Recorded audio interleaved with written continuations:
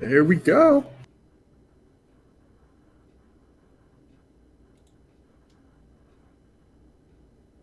Hello, everybody. Welcome to our December version of Dev Fireside Chat with Green Gemini. Hey everyone, how's it going?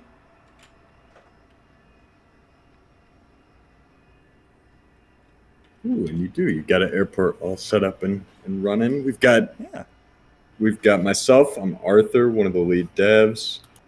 Joshua, another one of the lead devs, and Hello, we've hello. got Green Gemini joining us today, who was gracious enough to let us play back a bunch of his streams over the last few days here on the Steam store. We're streaming to YouTube, Twitch, and Steam. We'll take questions from all of them. It may take us a minute. If we miss you, we're sorry. We're not trying to ignore anybody. Hopefully everybody's had a good holiday. I know we were just, before we got on the stream, talking about ours. Sounded like we did pretty good. Yeah. Although I'm still a little tired personally, but Yeah. it might be a good thing. Just a very chill Christmas holiday. Helps It is. that It's a good thing. helps that I've been off work for a whole week too, so it's been nice and relaxing. Yeah, I bet. When do you go back? Monday. Go back Monday. A few more days to live it up. The only downside is that going out right now is terrible here. At least everything is mobbed, and although I haven't gone out since. No, I ran to run an errand yesterday, get snacks, and man, yeah, I think I waited in line for like 10 minutes to pay. Oh wow. At least you could run. We don't even have shops open here. Really? Yeah. Christmas Eve, from like the noon and first and second day after Christmas is everything is closed, like Sundays. No kidding. Wow, that's insane. Like here, places are open until like 8, 9 o'clock on Christmas Eve, and they open at 6 a.m. the day after Christmas. Yeah, that's definitely how it is here. Although, yeah, Christmas Day, I was surprised how much was closed. We found ourselves like, what are we going to do for dinner tonight?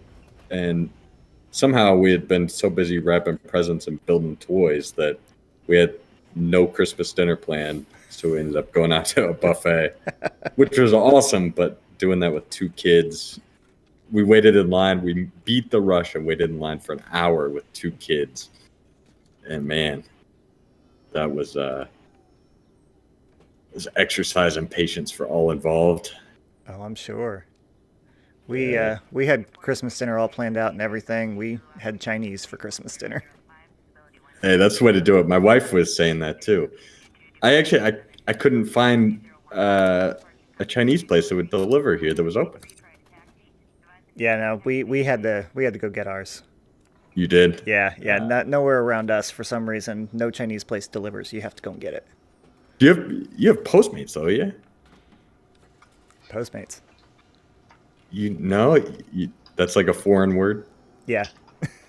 No kidding. Oh man, Postmates. Yeah, I mean, we've got like Grubhub and DoorDash. Yeah, it's same type Okay. thing. I think it's a little better personally, but I'm sure it's really location dependent. Like you can ask them to go get pencils from a store and they just go get it. Oh wow. Yeah, no, I've never heard of anything like that, but that's kind of neat. There have been days when I'm coding and I'm out of Dr. Pepper, going to be very soon, and I've had a Postmate go get me 6 cases. That's great. Whatever it takes.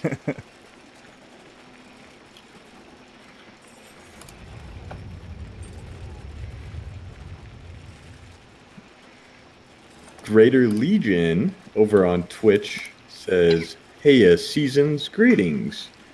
Have you a blueprint for what is coming?" We do. If you have you seen the roadmap? I did update it.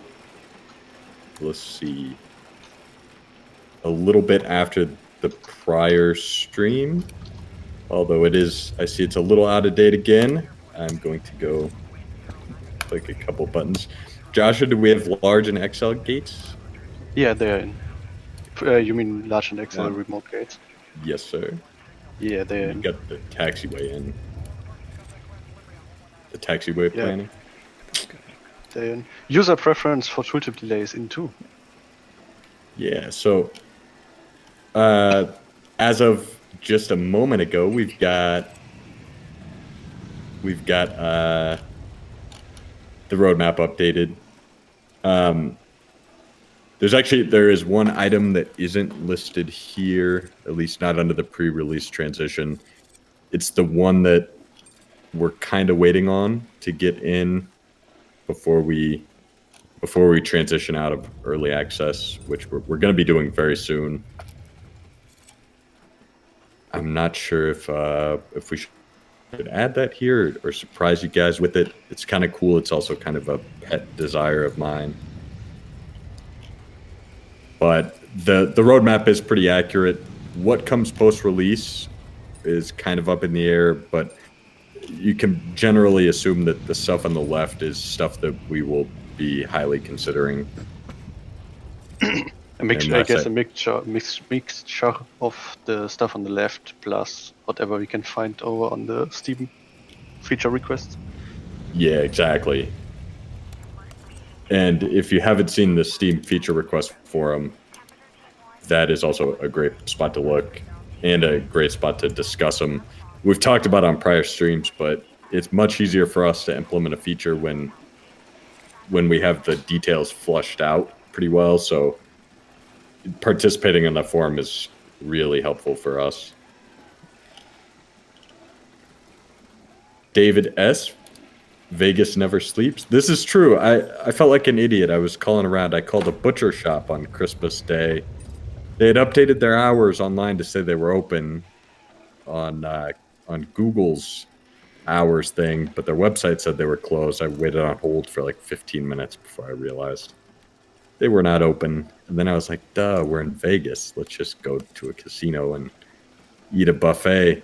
Best decision ever. It was $30 for 4 people. I had so much food. My oldest daughter had 4 trips to the dessert area, and we get home and she's like, I had sprinkles.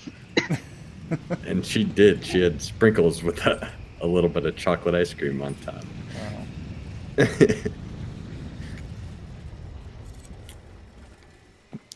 Yeah, it's one place I've never been is Vegas. I definitely need to go. Oh, you've never been out here? No, I've never been out there. What's the furthest west you've been? You've been to California? Haven't been to California, but I have been to Phoenix, Arizona. Phoenix. Okay. Yeah, I actually I've got a sister that lives out in Tucson. So. Oh, no kidding. Yeah.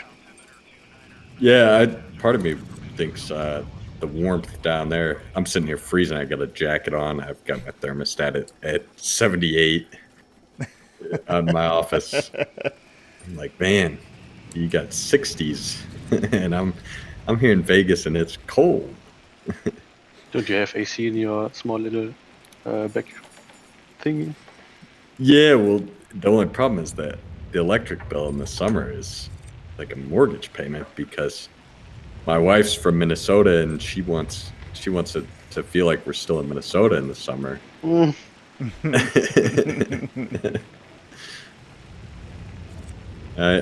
have a Nest thermostat, and I found the feature where you could put a password on it, but let's just say that battle did not end well. Yeah, I was going to say that doesn't sound like a good idea. That was poorly conceived notion. IGWB over on Steam. Oh, Josh, I already got you. But yep, you can catch the same stream on our YouTube channel and on Twitch as well. Also, if you missed parts of it, the recording is live. It's back on YouTube once we're finished. Hey there, Mod Air. Hey, Mod Air's here. How's it going, Mod Air? I've actually got some of Mod Air's mods in here. Like this one right here, this little parking lot that's right here. Yeah, I was gonna say, and even those trees look awfully sexy. Yeah. I think there's a tree mod or something like that that I downloaded too. The Yeah, the Happy Little Trees by Thunder, I think. yeah. That was actually the first mod on the workshop. He stacked the first position. I was looking through the mods the other day. I friggin' love seeing how many mods there are, and some really, really cool stuff. Um, I find it a little funny looking through the most popular. It's it's funny to me how many old maps are still popular. And I don't know, maybe it's just the heuristics they use or something. Thought it was kind of interesting though. Ali on YouTube, when will the update come out? So that's a good question. We've got one more feature that we really want to get in. I really want to get in. Actually, two then, because the helicopter template is still missing. Yeah, there's also the helicopter template. And the helicopter template, we want to get at least one helicopter in for you guys so that then you'll be able to create as many mod helicopters as you want once there's one in there. And then there's one other feature too that is basically just a selfish desire. But that, hey, I'm allowed some of those. Yeah, you are. And I think it'll be pretty cool. I don't know. I'm not sure it'll be to everyone's taste, but it's not going to be something that we force on you either. But something to mix it up a little bit.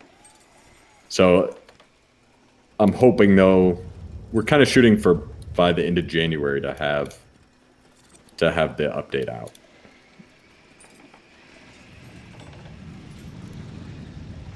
Okay, end of January. That sounds good. Yeah, So I was thinking about doing like a new series, but I think I'll wait until that update comes out, and I'll just continue with this airport here on my current series. Yeah, I think that'd be probably pretty safe bet. Because I've got a lot that I still need to do in this one. I mean, I've already spent about what almost 14 hours here on this map, and it's nowhere near finished. Wow, that's not bad though. That's pretty efficient. I would have guessed. I would have guessed a good bit more than that. Well, I think that I mean part of it helps that like I've only got what maybe like a little over 200 hours in the game, but with some of the stuff that you guys have implemented, it makes it a lot easier to click on things and to do stuff. Yeah, there are fewer things that require like precise mouse movements Yeah. these days. Hell, versus a year and a half ago, it's like night and day. Well, heck, even 3 years ago when the game first came out in early access, like that was, I mean, it was very basic, very basic back then. Pretty raw, yeah. But still, it had very good bones to it, and you guys have added a lot onto it. It's been really nice to see over the last almost 3 years what everything that's been put into it. Yeah. It's it's mixed emotions for me personally, because there's almost never going to be a point when I can just be like, yes, it's done.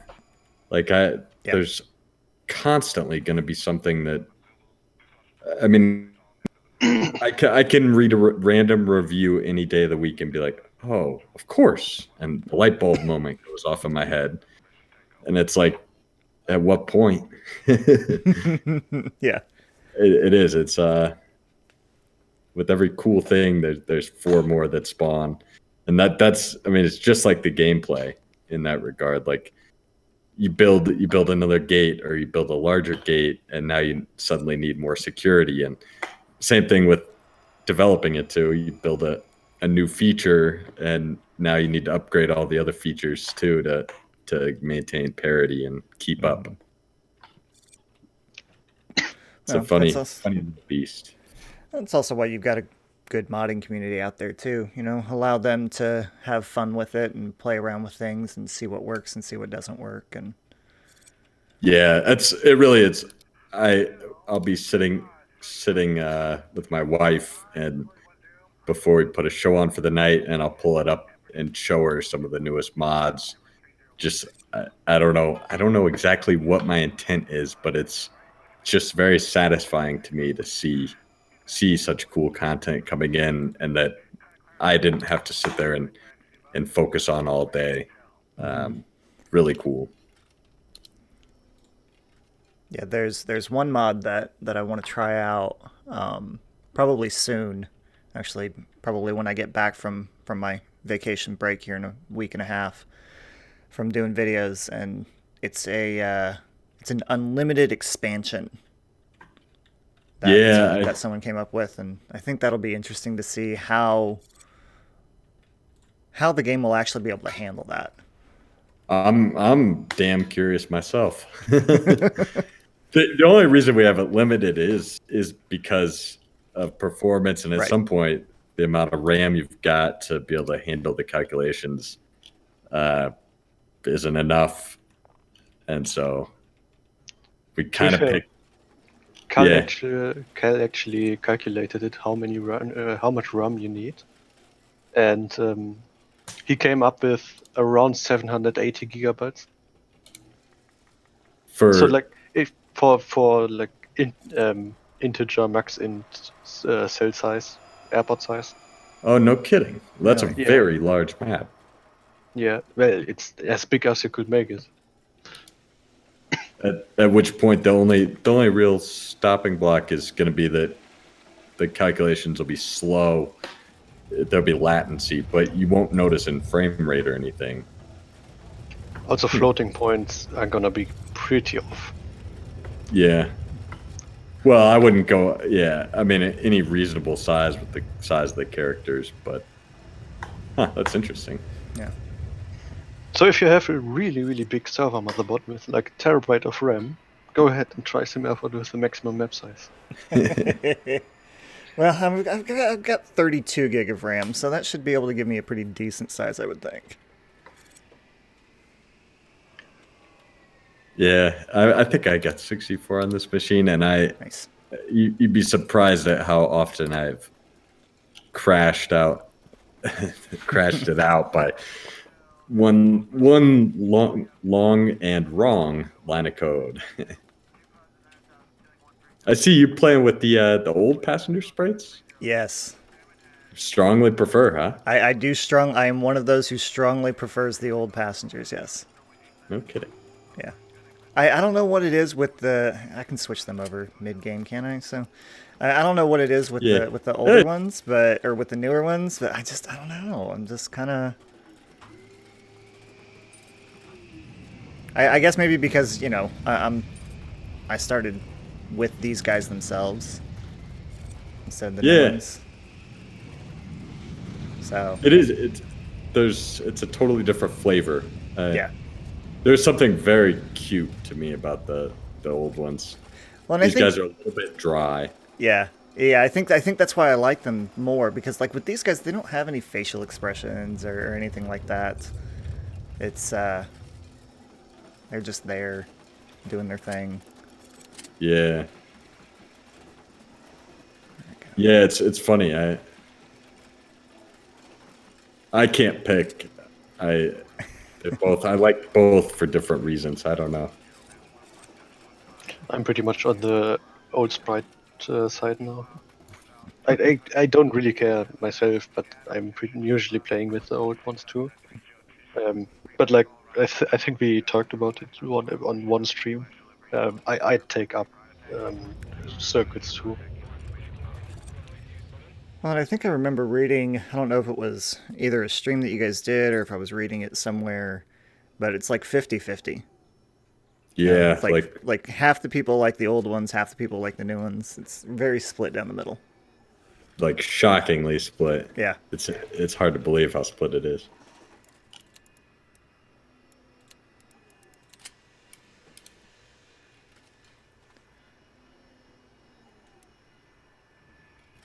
I will say that we should look at the colorizing, Joshua, Which one? on the agents. The saturation is off. So I was like cleaning up. I think so. Every like month, I select all for my desktop, and I move it into a folder that I call cleanup.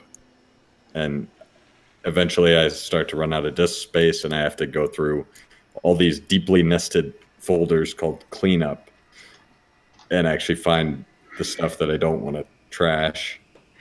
And I stumbled across an old screenshot of the agents, and the skin colorizing was the skin and hair was much more vibrant. It was like fully saturated, whereas right now it's faded. Something. I don't know. I can't quite put my finger on it, but Issues up. just like that, problem solved. By the way, question over from Discord by QCS. Once the game is out of early access, are you going to continue with those community update streams? So pretty much like we do now. It's a good question. We'll stream in one form or another. I'm not sure if it'll be quite as often, and I'm not sure what game we might be playing. But we're not going anywhere. And we'll definitely stream whenever during the patch releases. I would guess we end up something like maybe 3 to 4 patches ish in 2020. It's really, really tough to say though. That's the other unfortunate thing about game dev is at the end of the day, it's a business, and my wife won't allow me to take out a mortgage to just keep building SimAirport. She says I actually have to make money too, or go get a job. So it's hard to say, but basically we'll continue supporting the game as long as we can, and we'll continue streaming. I enjoy streaming. It's awesome. I enjoy talking with you guys. Last time during the stream, I think 2 of the Edge features got brought up during the stream and are already implemented on Edge. I think it's really great for us and for you guys too. Yeah, I agree. The streams tend to be a little, you get the interaction with everyone and you get feedback right away, and it helps. It definitely helps. Yeah, and the other thing to me is that it's much better. So we used to do the update videos, which I think are great, but they took so long to do. They ended up generally taking about 2 days worth of time, which is 2 days we're not coding, and it's not the most fun stuff to be editing. Either that or we had to pay somebody to edit them, which was pretty pricey too. So like compared to any other way, it's so much better. I really enjoy interacting with all you guys that actually play it in your own way too. I just was emailing somebody, exchanging emails with somebody, I think this morning, who left a negative review, and he provided a ton of really, really great feedback. And I was explaining to him that we get such tunnel vision. It's like, we know how to play. Mm-hmm. It's obvious to us that what can be assigned to what. And in fact, I was really surprised to hear when he said he was trying to assign what the heck was it? A runway to a ticketing desk, something like that. But it's that kind of stuff that, like, it may seem obvious to us, but unless we hear it direct, it's falling on deaf ears. So yeah, I mean, all that is to say, we feel the streams are really valuable. Like we'll keep doing it as much as we can. Also, I love it when we hear an idea here and like by the following Wednesday, it's in the game. Like that's just freaking sweet for me, and I think it makes development a lot more fun too. By the way, answer or follow-up answer from QCS. Thanks for answering. I don't expect it to be often, but in short, the streams make you as an abstract entity more personal. Cool. Which pretty much fits in what we just talked about. Yeah, I appreciate that too, because sometimes it's tough to gauge how useful people find it or how entertaining or boring, as the case may be. I don't think my wife would sit and listen to me talk for 2 hours straight unless she was getting paid. So it's super helpful for us to know that you enjoy it or look forward to it even. And Alo just wrote, "I love the streams." Regarding Squad Gaming here, I asked what is in the next update. I'm gonna post the roadmap again on YouTube. I didn't post it there yet. We talked about it in short at the start, but in general, whatever you see on the roadmap is what we are currently doing. Yeah. Ooh, I see a message earlier from Chick. Watching live PD. That is like my go-to when I'm out of shows to watch, which is currently the case until for another 2.5 weeks or maybe even 3. For some strange reason, man, live PD is like the new Cops. It's like so much more entertaining, and especially after they got the new host, it is such a good show. In like not a very classy way, but have you seen it, Green? No, I haven't. I've never heard of it before. But it's something I'm gonna have to go and check out though. It's sweet. It is. Yeah. There are so many shows that I watch right now. It's absolutely ridiculous. Between all the streaming services that are out there, everyone has their own shows and just can be way too much. Yeah, we cut back a good bit, but we just got through everything. I can't wait for Billions again, which I don't even think has a date. Better Call Saul's coming back out. There's so many shows right now.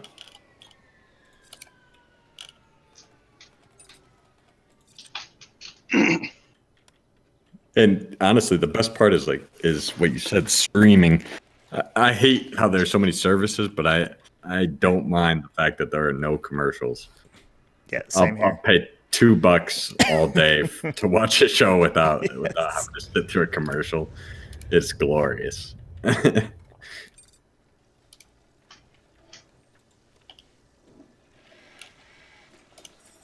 So Mod Air has a question here on YouTube. He said, "Is it possible to stop the passengers walking through desks or items?"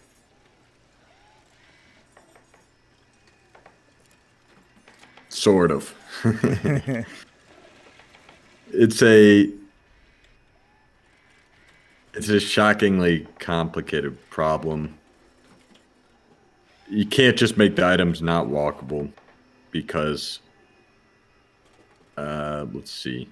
Well, it would kind of block like for right here what I've got with these guys. Like if you had them side by side, then you wouldn't be able to have a queue that goes through them. You'd have to make sure they're separated apart, and it kind of limits you to what you can do and put desks and stuff in here, right? Right. And when we first released the game, that's actually how it was objects were totally unwalkable. And it led to all kinds of frustration, and we were debugging a lot of saves where if the guy could walk through stuff, he could get to where he needed to go. There's also some performance stuff. Is basically the more paths that fail, in order for a path to fail, like pathfinding is much simpler than it sounds. It's basically explore every tile in the game until you find your destination.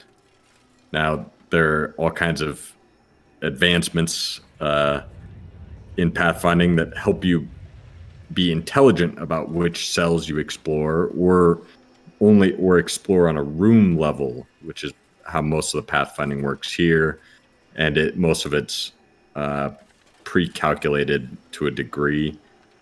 But basically, what happens is if there is no path, then your guy has to explore a whole lot more territory before he finds his path. And so, if you get people in situations where a lot of them don't find a path, then you end up with really slow reaction time by the passengers.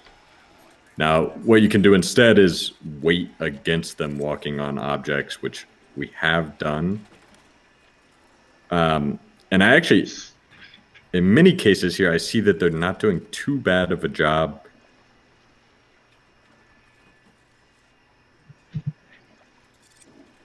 And so for instance, like we did semi recently weight pretty heavily against walking through objects. Now, if they're walking to an object, like maybe the most egregious example I see here is, or was just seeing, was when they're walking to the bench, they'll walk on that bench even if there's seats on the other side. Mm-hmm. That we could probably improve. It's a balance, though. It's a matter of getting it so that we're not making the game lag and you're getting past that you like. It bugs me, though, pretty badly, too. So in short, technically, yes. Practically, more likely, no. Yeah, Some stuff. I would actually be curious if you had some, like if you had some info on what the worst examples of it are, and like even a screenshot, or like if you could make a little GIF of a few of those, we could probably take a look at specific cases and get some relief in for those. But yeah, I think what you said is pretty correct, Joshua. So if you have a save where this happens, just send it over. We love to look at saves.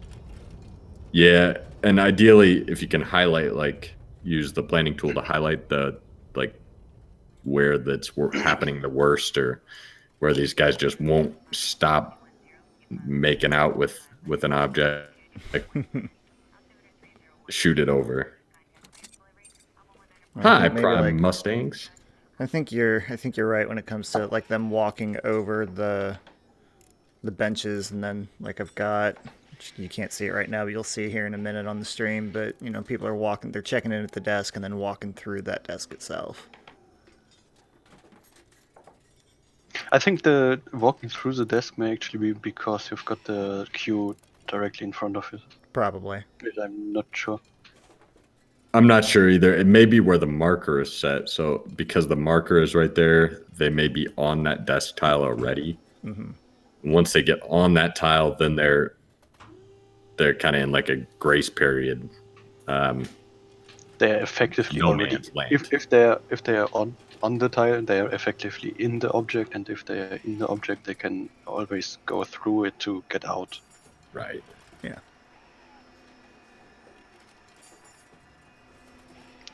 Couple of questions over on Discord. Alo asked, are you going to be able to do wall mods or floor mods by release? Most likely not. Especially for floor modding, the renderer for it there must be rework. It currently doesn't take up. It doesn't I take don't up agree. Material. I don't agree. Why? Let me look. At the moment, at least as far as I took a look at it, I didn't took a pretty deep look, but as far as I can tell, it only takes one texture, and from one atlas. If you try to add any modded floor, it's just going to render from the one texture already existing. And as far as I can tell, there isn't any way to add a second texture or a second atlas to use. I'm pulling up the render right now. On on a mission to prove you wrong. If you prove me wrong, that'd be perfect because all the code is already in. I could just enable it and it would work. So like floor modding is pretty much code-wise, it is already in. You can already create construction materials and terrain tools which are used for floor and walls and stuff. But it's just a rendering issue. I will fix it. So it's definitely broken currently? I can. I've been writing a lot of this kind of code here lately, and Okay, yeah, but you just This- said you're gonna prove me wrong. I am going to prove you wrong. In fact, But it's good. how long are you going to be around? How long are you going to be around? Let's get this edge today. Okay. Like I said, if you give me some API to add a second texture, second atlas, it's easy. Yeah, I follow. It'll need slight reworking on to pass in the other texture. That part's the easy part.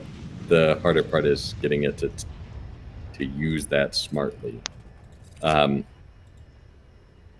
think it could be done on like my since I'm writing it, I would say 2 hours.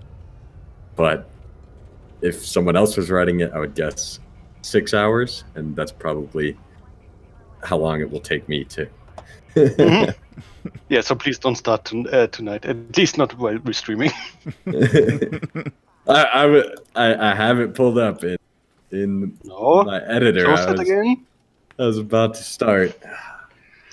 Yeah, and Chick already built some. He just wrote a floor and wall mods waiting already. We will. I'm putting it on the roadmap right now. We will get this in. Especially if it's just the render side you're worried about.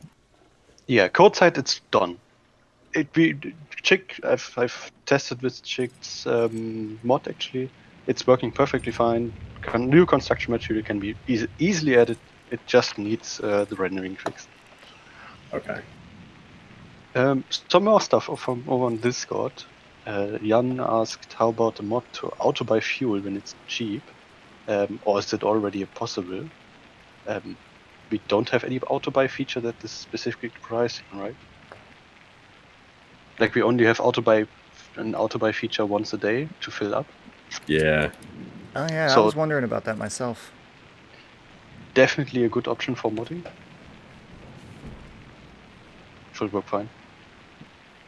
Because the way I've got my fuel set up right now, like I have a fixed price because, I don't know, the market was fluctuating so much I was losing money on it.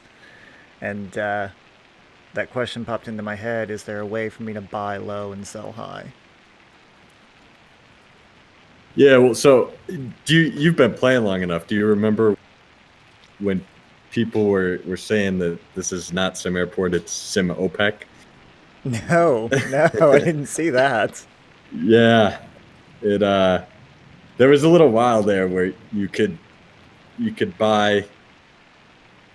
basically it's basically buying and selling futures, because you could purchase as much quantity as you wanted as long as you sold it before it tried to be delivered.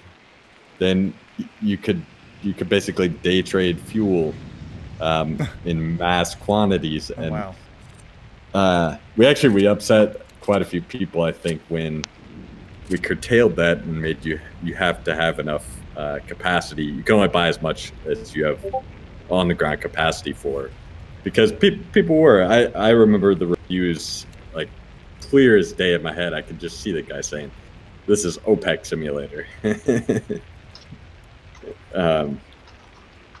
It is kind of funny how much like just one balance change like that can really impact the game. Motolick TV on YouTube says, "Bye, I'm going to play SimAirport." Sounds like a very good choice to me, sir. Yeah.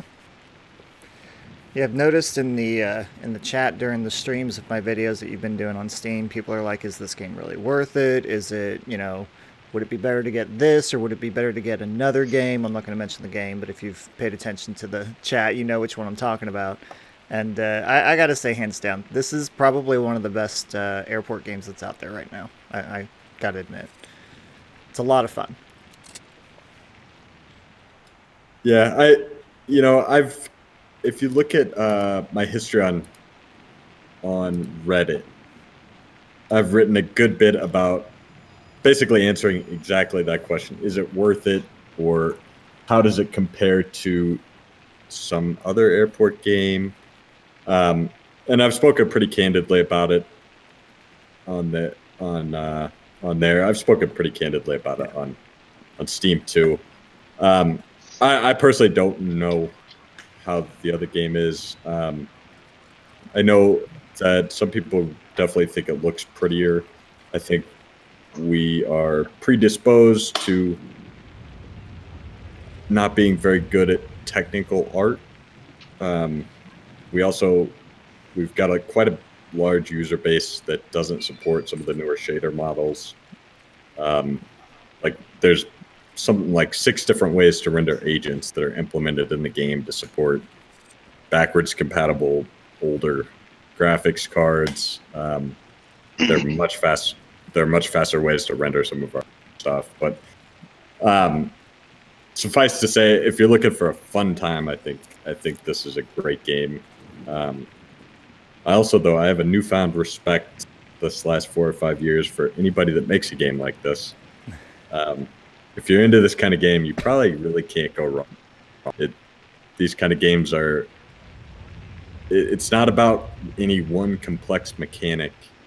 It's about the sum of all the mechanics. It's like a power law effect where you add one more small mechanic and it magnifies, amplifies all the existing ones, and the potential bugs that can happen too. Yeah. And so I've got great respect for anybody who makes a game like this. And I would say if you enjoy these types of games, at some point you should probably own both. Yeah, after playing both of them, I always tend to come back to this one because this is definitely like in comparison to some of the other tycoon type games that are out there, and they're just a lot of fun to sit down and play and try and make things work, and especially now with as large of an airport that you can get. I remember before you guys even implemented the expansion and everything, like it was just very tiny and one little canvas that you could put the airport Yeah. on. And Yeah, I think runways were originally 40 tiles long, yeah, maybe 45. well, and you only had one floor too. Yeah. Yeah, it is. It's so incredible. Like, I mean, this map alone is probably 20 times larger than the only size that the game launched with. It's probably much larger than that, actually. It's probably. Yeah, I think the original game, I think it was like 100 by 100 or something along those.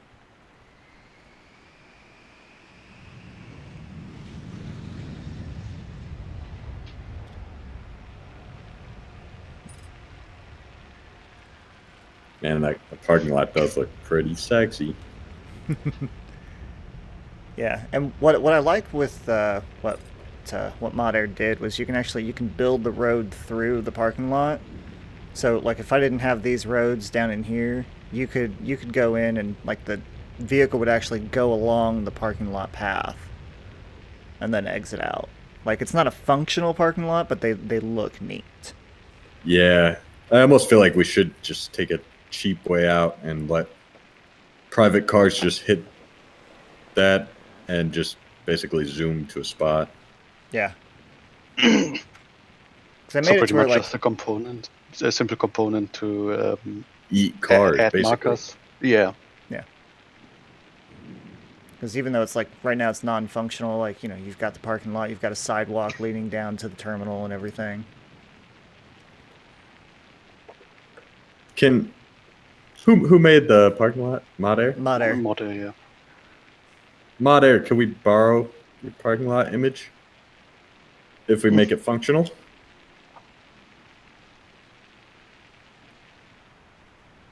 It would. I mean, we just got to make it eat. We already have all the validations to know it can reach on both sides. We would just need to make them drive to it and then eat them, and then Possibly spit them back up. Possibly add some money and just spawn some passengers. Yeah.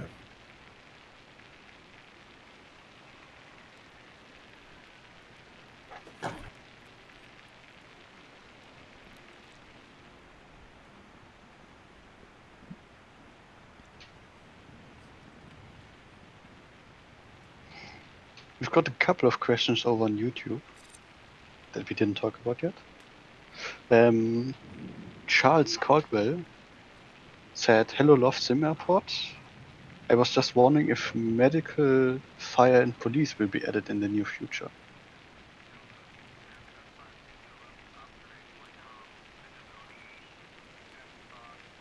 Sorry, I was adding onto your to-do list. He was just running fire, medical, and police. So, I'm not sure about medical or police, but I'm pretty confident that the firemen are going to have some work to do pretty soon. Oh, interesting.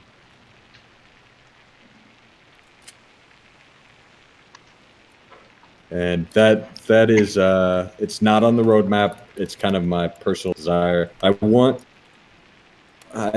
don't know how exactly I put it. I think I want my shit to burn down, something like that. I want some kind of I need some excitement. And it's not it'll be an optional thing, but yeah, I want some kind of. So I just remember way back when I used to play like one of the older SimCity games. I can remember I'd build a city, I'd spend like my whole day on it, and then I was, a kid, and I was probably hungry or tired or whatever. I'd be getting bored, and I'd click on the meteor button and just start launching meteors at my city, and instead of being a classy young little man, I would just blow my city up instead of saving it and getting some to eat. I'd just blow it up until it was gone, and then I could go do something else. I'd like to kind of be able to achieve that same thing. What's crazy enough is I was the exact same way. Did the same thing. Right? It's just I don't know what it is about it too. It's like, for some reason, it's like if you build it, they will come, and then if you build it, you damn well deserve to be able to blow it up too, right? Yep. I don't know. So yes, the firemen are going to get put to use, and I'm tentatively expecting that they'll be busy fighting fires pretty soon after the new year. I think 2020 is going to be a pretty busy fire season at SimAirport.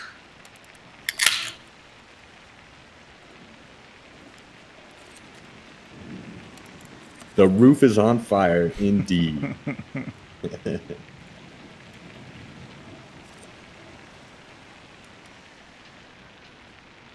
I was never on your channel on YouTube. For the next stream, please schedule in GMT, not Pacific. Calculated wrong, and now I'm late instead of early.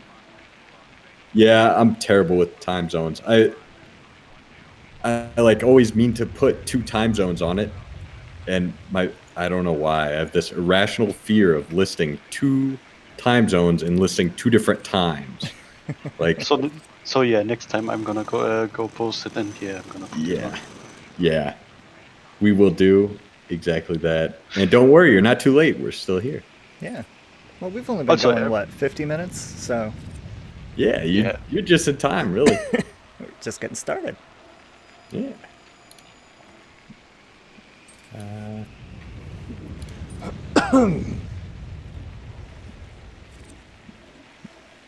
Muku Baguette. The game inspired me to apply for an air traffic controller job because it showed me the airport from a different perspective. So if someone's not sure they should buy the game, purchase it. That's really cool, man. That's awesome. Yeah, I hope you you do get into the ATC school. I think you have to go. You apply and then get into an academy or something. I know I think it's fairly competitive too. That's super cool though. I love hearing that. I brag to my wife here and there about there's a university in Alaska, a professor that taught some kind of aviation operations class that they were using the game in class. I thought that was super cool. And the guy was a pilot too, and I automatically give respect to pilots because I love to fly.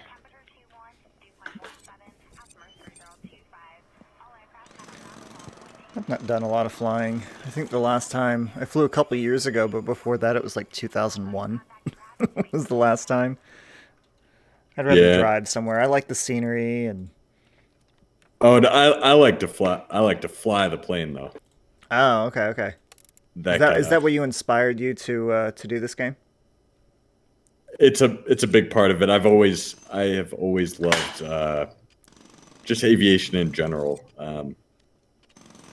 And I remember the old airport tycoon games they were like almost great, but not quite. Like there were always these bugs that would just stop your game, and it was they truly were like almost great, but very, very frustrating. And that was a large part of it. Also, playing Prison Architect was a huge part of it.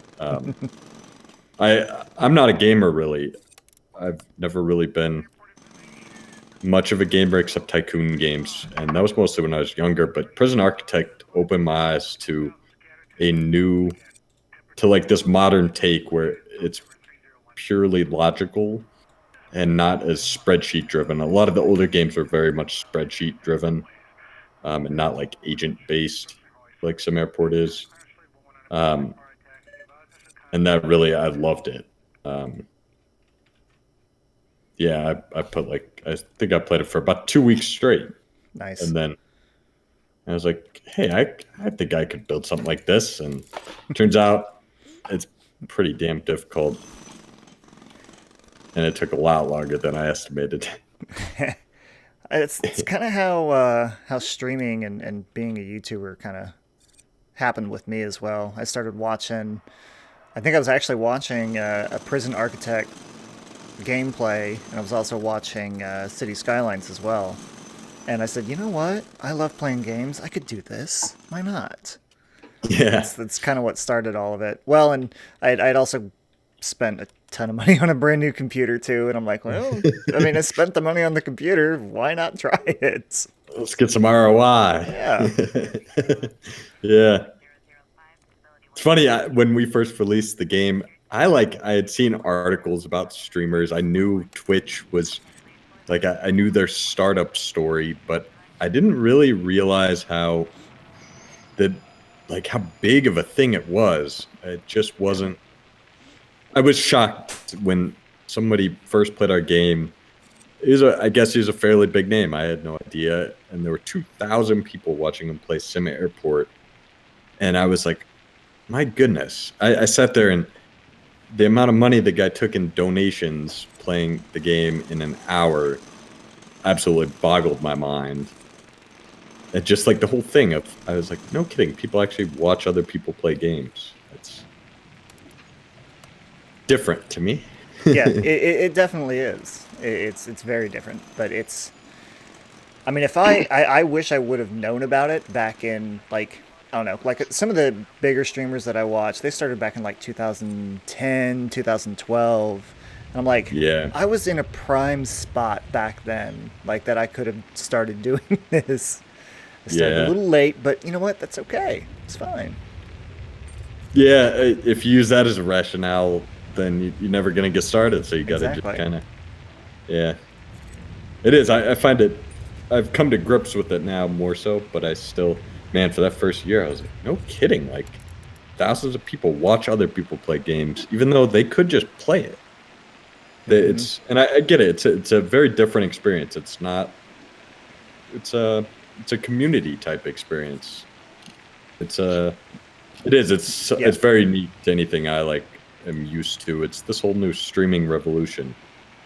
I mean, this is the first year now when I can watch most football games on stream instead of and shows too, instead of having to use DVR and stuff. I mean, I guess I just got to get with the times a little bit. To be fair though, watching people stream games is pretty similar to watching people view football games, for example, or just sports. Yeah. Yeah, that's true. So, and that's happening since the start of time, pretty much, since sports exists. So And really. I think it's very similar for sports though too. I think it's kind of a community. Yeah, it is. Like I guess I never really thought of it that way.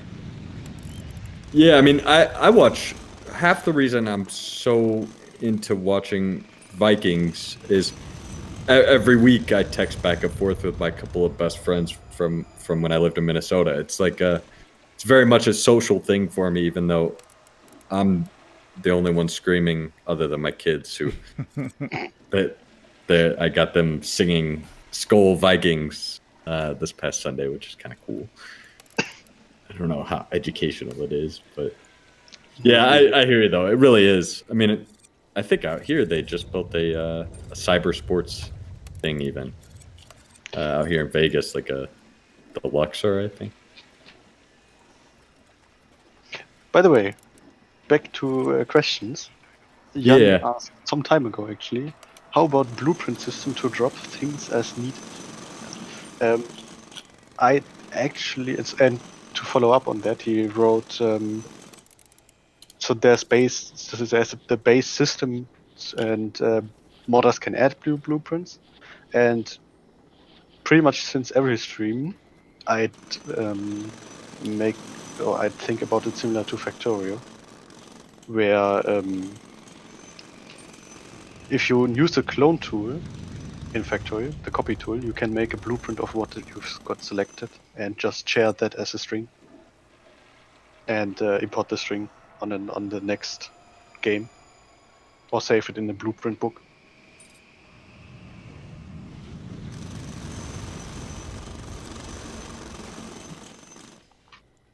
Sorry, I misclicked. Well done. Sorry. Do you want to TLDR or did you hear what I said? I did not.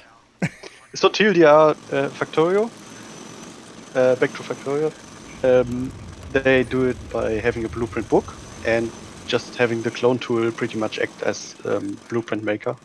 So whenever you clone something, it just saves everything in a string, and you can either save that string in a blueprint book or share it with other people. This is another one this is kind of like the floor thing. You remember, so when I wrote the clone tool,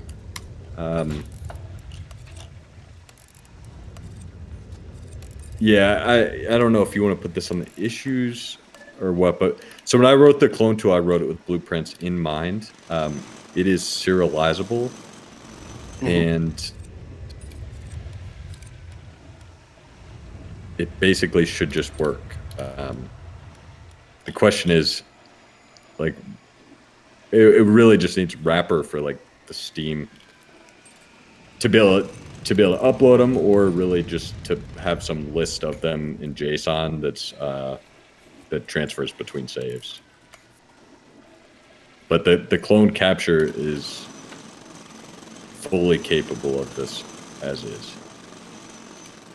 So technically a modder can already add that functionality? This is correct.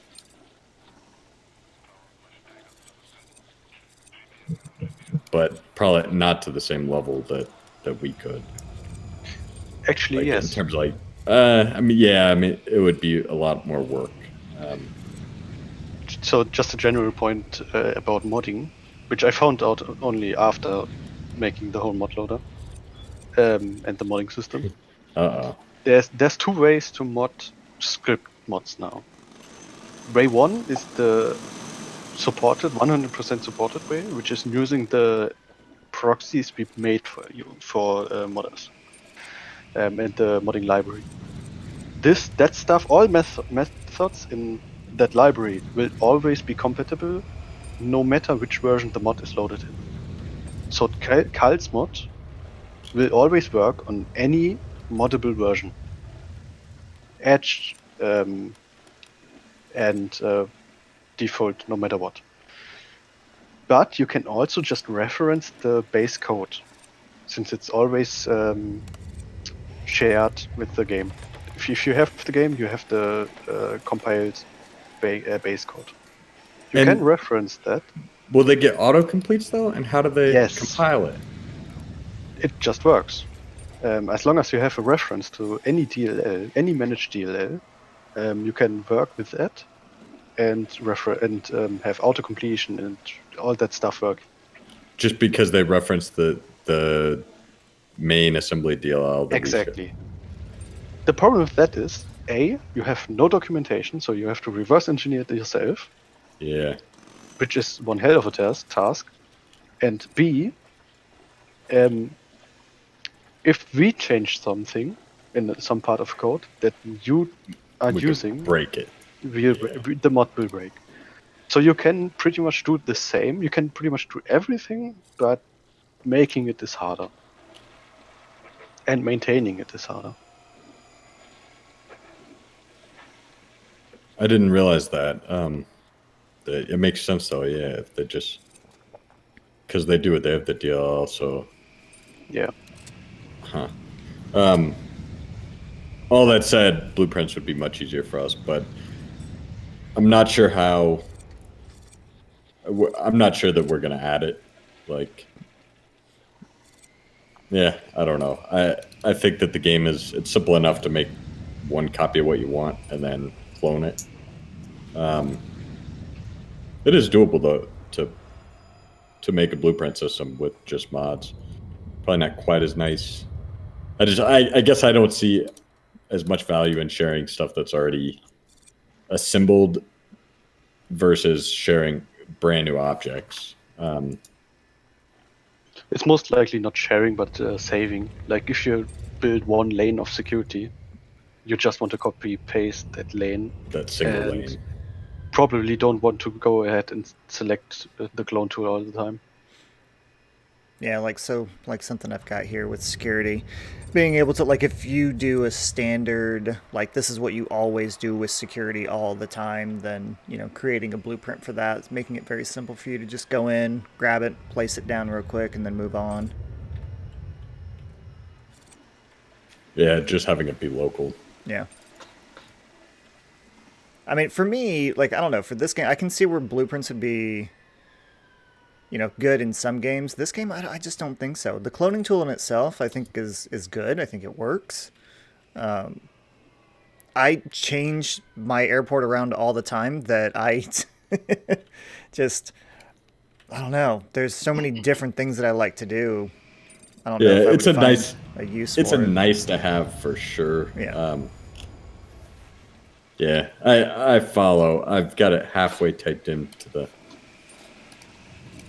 to here. I'm gonna go ahead and put it on the brainstorm list. It's probably worth us taking a peek, though. It may be something we could add pretty darn easily because it's all UI stuff. But yeah, I mean, as you guys probably could tell, I say that with everything, and then next thing you know, you got 30 features, and they all took a day or two, and 3 months later, it's all bug free, and that's just kind of how it goes. On the same note, Alo over on Discord just said and QCS together. Clone also misses zones, assignments, and queues currently. Thought we fixed it. Missing.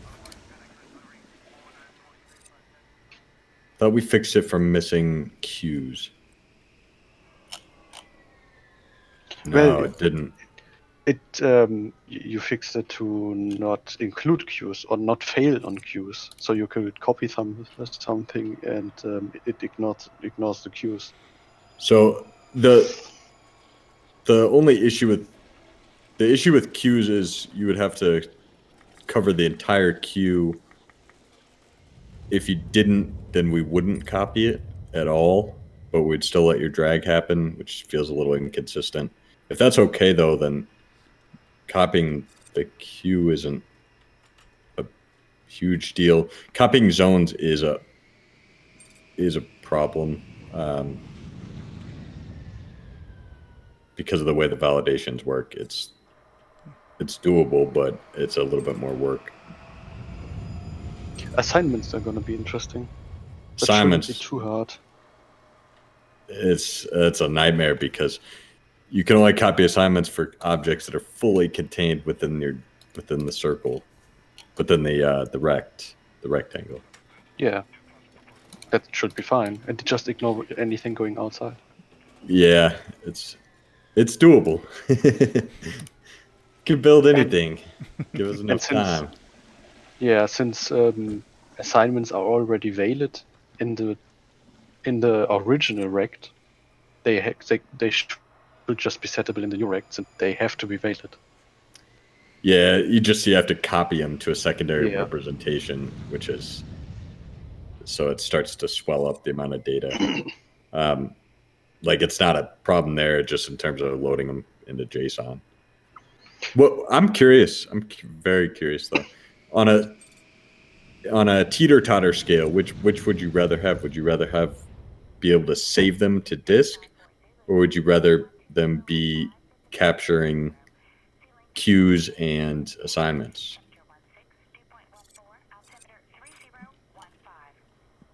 If you could only have one or the other, of course. I'd have to say the second one. Save them to. You'd rather them capture and not be able to save them to disk. Yeah. Okay. That's just my personal opinion, though. That's all I have to offer too. Is stuck with just what my personal opinion says to me.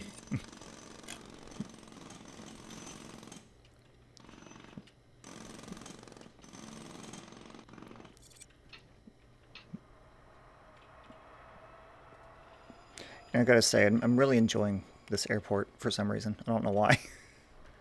I think it's pretty sweet. And what's crazy is that, I mean, we're just in we're in the small terminal. We're not even into the big terminal yet. Like, there's so much for me to do just in this to get the satisfaction up and everything else. It's crazy. Now, the environment, that's something that's... Does the environment affect the outside? Like, if the passengers are standing outside and there's no environment out here, does that affect them at all? They shouldn't. Well, they shouldn't be able to stand outside. Well, like if they're standing waiting on their pickup to happen. At a remote. Oh, sorry. Yeah, it's delayed. So I forget what you're pointing at. Oh, you're... Yes, it does. Yeah, wherever they're standing. Okay. All right, so let's... I think there's only a couple of few exceptions, like if they're in a bus, either arriving at the airport, departing from the airport, or on an apron bus, then that's ignored. Right. Okay. And even then, oh no, they get frustration if they can get frustration if they're on an aircraft and they end up at the gate late. But not environment. Yeah, environment basically wherever they're at.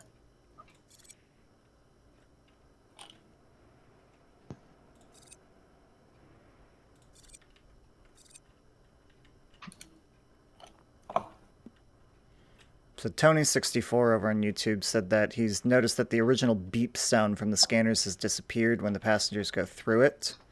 Is there a way to turn it back on? He's kind of crazy about those little details. That's the first I've heard of it going missing. Used to hear a lot about it being annoying. And I think we turned it down, but it's totally missing? Yeah, I mean, let's see, it'll take a minute for the stream to catch up, but I'm sitting right here on it. I guess I could go into the options here and see if I can't turn the gameplay volume up, but It's probably not being triggered. I'm not hearing it.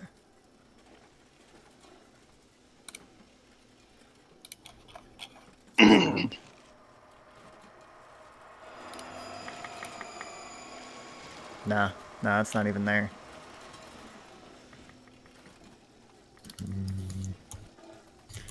And that's because it's not being called. You got that one, Joshua? Nope, I can definitely note it down. I'm just looking at where should it be called. It's activate alarm isn't being called anywhere. I would assume that it would be called. On what class?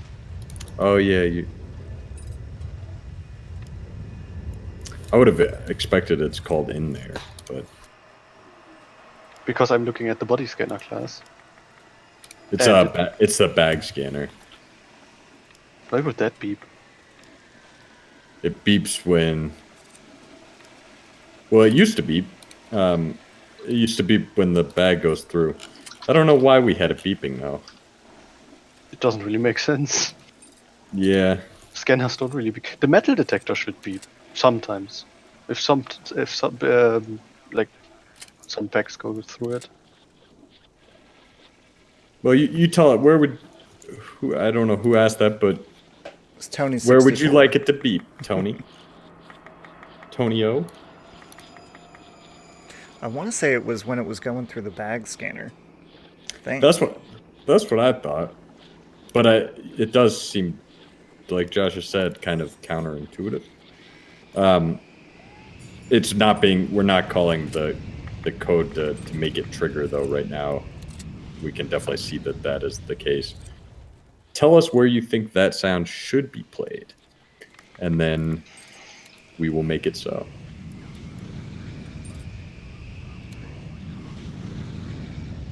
I think it might have been disabled back when the bins have been added. Yeah. Since it has to be synced with the bins now. Yeah, I'm almost positive that's what it is.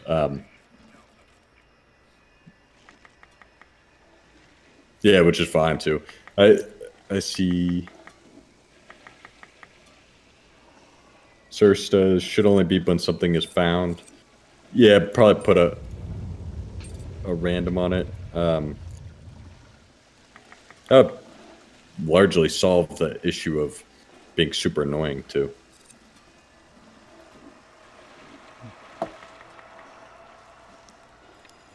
Randomness extreme. Many of my packs keep missing their flights when there's a ton of construction going on. They freeze in place and it takes them a long time before they start moving again. Also, are you guys going to be optimizing the game any?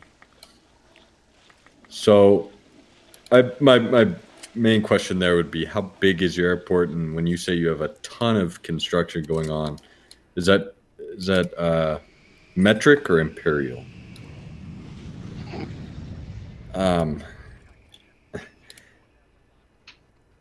So, I mean, I understand what's happening behind the scenes. Like, there's basically a lot of calculations going on. When the passengers are when any agent's directly near the construction, what happens is that kind of invalidates their knowledge of the world, and they have to recalculate it.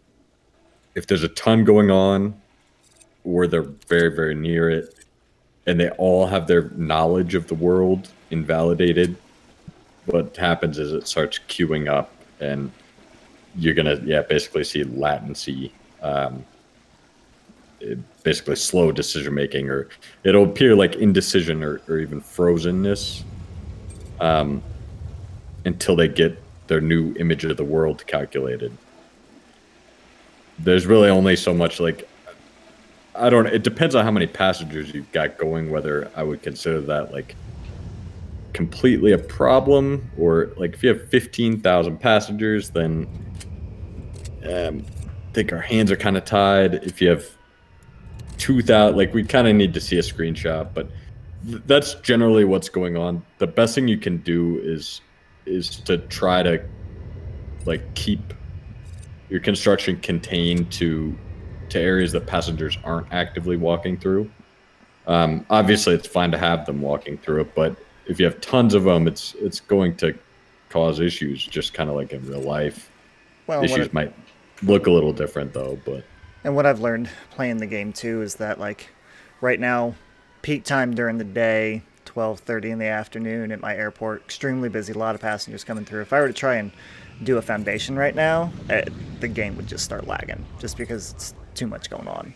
So whenever my airport gets extremely big, I tend to try and do my construction at night when there's not a lot of passengers and not a lot of planes coming in and out. That way there isn't that latency that happens with the game. And do you notice that even like if you build just like you shouldn't have any issue if you built a foundation next to the tower or something like that, right? No, shouldn't. Okay, so I mean that's mainly because you're building stuff like you're actively improving like common areas of your airport and stuff like that. Yeah. Yeah.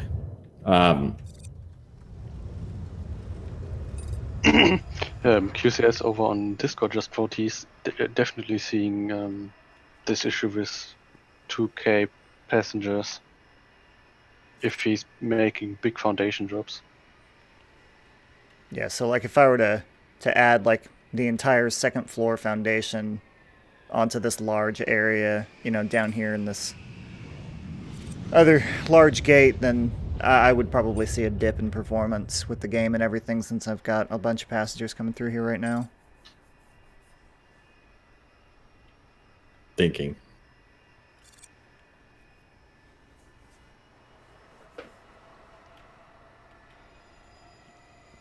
Yeah, let's put it on the list and let's look at it and see. I think I might have already gotten one save where this happened, so it may actually be up on the list already. Let me see. I wouldn't expect any drop in frame rate. What I would expect is slow decision making, but if there's a drop in frame rate, then there may be something else going on that is just a bug. Yeah, I'm not thinking it's a frame rate. I'm thinking it's just the pathfinding for the passengers, like they're stopping and starting. I would have thought that this got a lot better about 2 patches ago, because we no longer is it on a per tile basis, it's for the whole construction project. And once the paths get recalculated after you make the draw, then they should be good until the entire draw finishes. Yeah, I remember. So there's only 2 invalidations. I would actually expect it to not be very noticeable. I mean, I'll be honest. I haven't noticed it in a while until this large airport started, and then I've only noticed it very, very slightly, like very, very slightly. So I'm not entirely sure how big these other airports are getting that they're noticing a big difference with it or not. Okay. Yeah, we'll take a look for sure. I don't love my answer of avoid. Our collective answer is avoid during the day, and yeah, it's that's a little bit of BS. We'll take a look for sure. Just took a look, and we didn't actually have any issue up, so just put one up. Okay. And QCS, if you have a save for it, definitely send it over. Yeah, and if we could get this save too later on, Green. Yeah. Yeah, I'll send it once we're done. I'll save it and send it over to Joshua. Yeah. Yeah, we'll take a look. Hopefully it's something easy. I mean, it could also be that, with me streaming and talking and doing all it all at once, my computer's like, nope. Yeah, Need to be doing when we that. first started, we used to chalk stuff up to that, and then we kind of realized that Yeah, sometimes we get bugs that are not truly bugs reported, but one that'll happen one time with one isolated report. As soon as you get two, you're probably the idiot if you're thinking that they're doing something wrong. Yeah. it yeah, sometimes we got to look ourselves in the mirror. Yeah.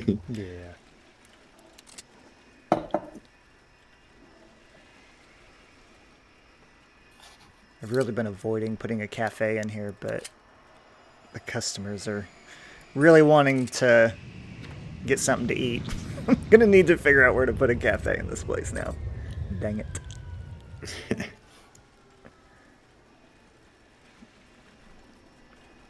With as much as you guys have played around with the game and everything, what's the highest passenger satisfaction you've gotten up to? I've seen high 80s, maybe low 90s. I'm not sure I have seen low 90s. Interesting. It certainly would not be easy Yeah. to get. It's doable. There's no like artificial constraint on it. But the way we attenuate that certainly probably makes it a little too hard.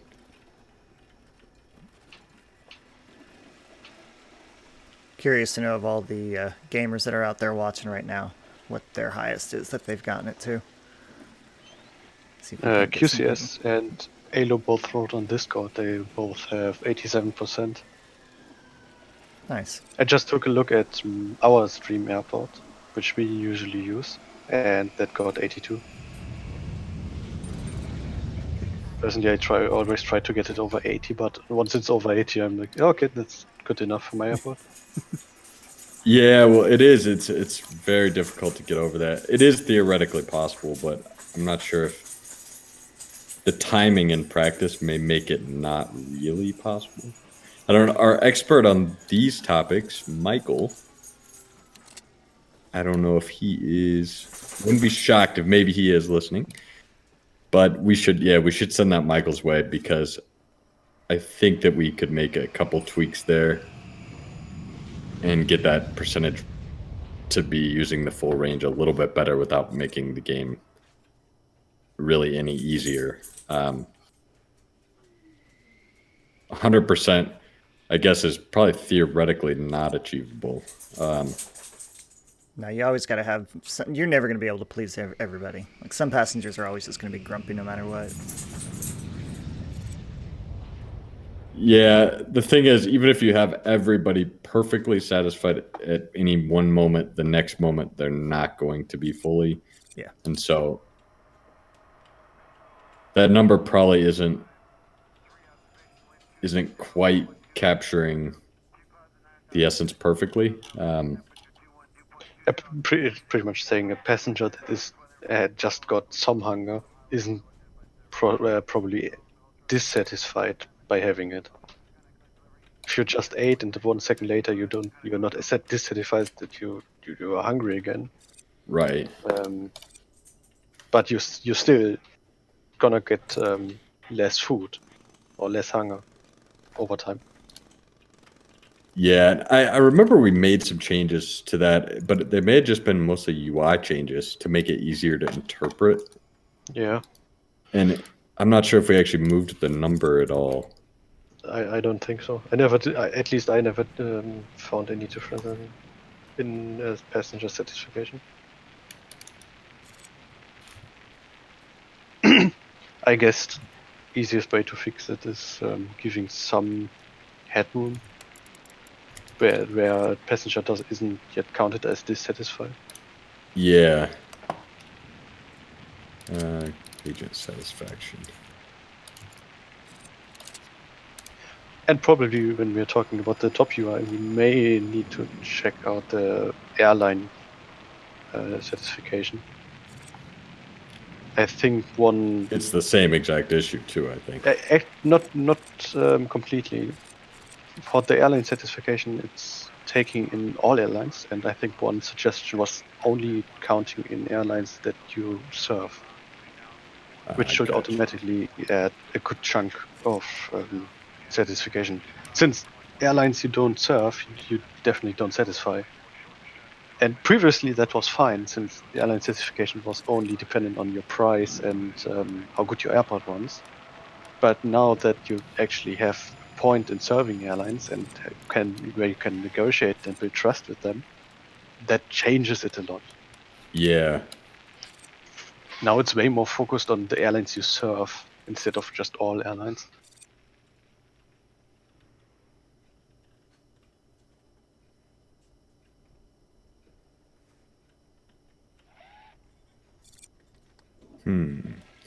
Attenuated score. So it's the attenuated score is just averaged. It's basically just a dumb average, except that first class is weighted slightly higher. And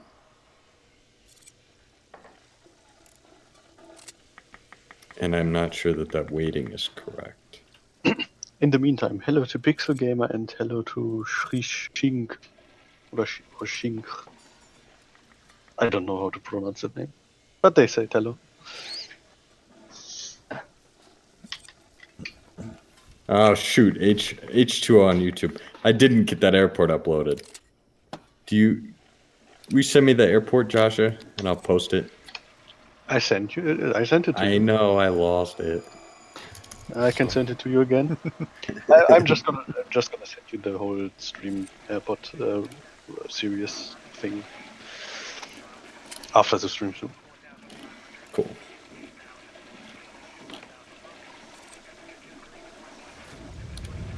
Sorry, Joe. We will get it to you.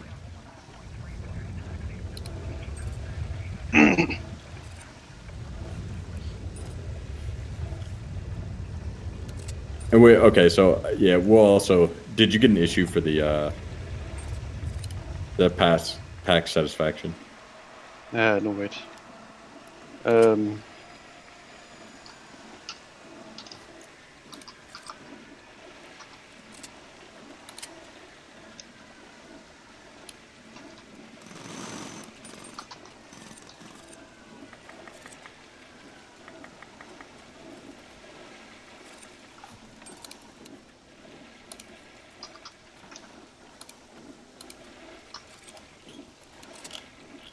Okay, that one is up, and I'm gonna add one for the aircraft certification as well.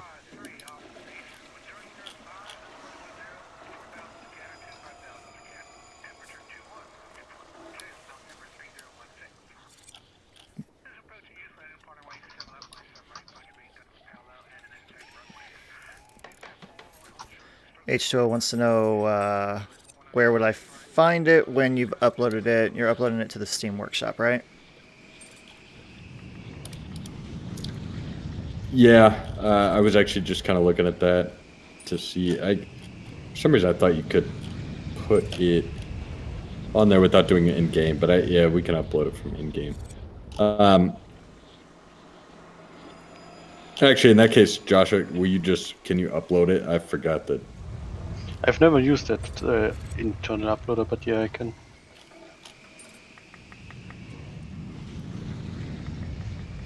The in-game one? Yeah. You've never used it? Nope. Well, for modding, I started to use the CMD, the command line. Steam CMD, you can upload anything as much as you want. And for the mods, I use the general uploader, but nothing for saves. I never uploaded the save. Gotcha. It does just work. I wrote the code. I had to modify it a bit to. It pretty much is the same as the modding upload tool for aircraft and airlines, and Yeah. I actually had to copy it and modify it a bit for general mods. Since general mods are pretty interesting, since airline mods are airlines, aircraft mods are aircraft, but general mods can be anything you want. So the uploader doesn't actually check if anything specific is being uploaded, but takes Just the looking at full uploaded directory. exactly. So it's we don't have to add another mod uploader for that. And Gotcha. the mod loader itself is pretty much just a plugin system.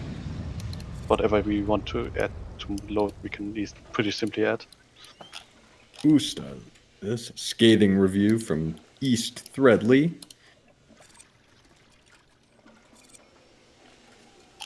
Usta.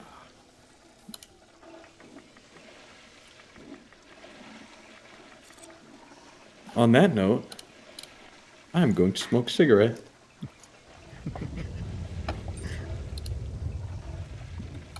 Shall return.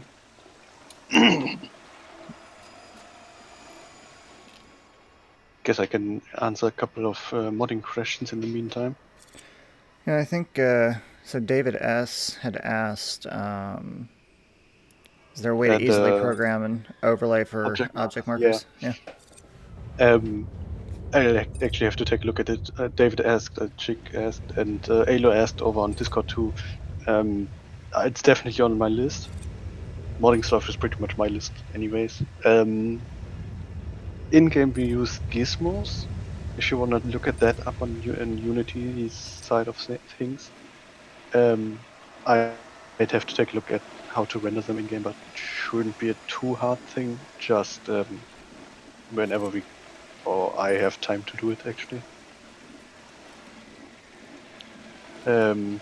Another thing over on Discord, Alo asked, can mods be able to modify the scoring of for offices, lounges, stuff like that?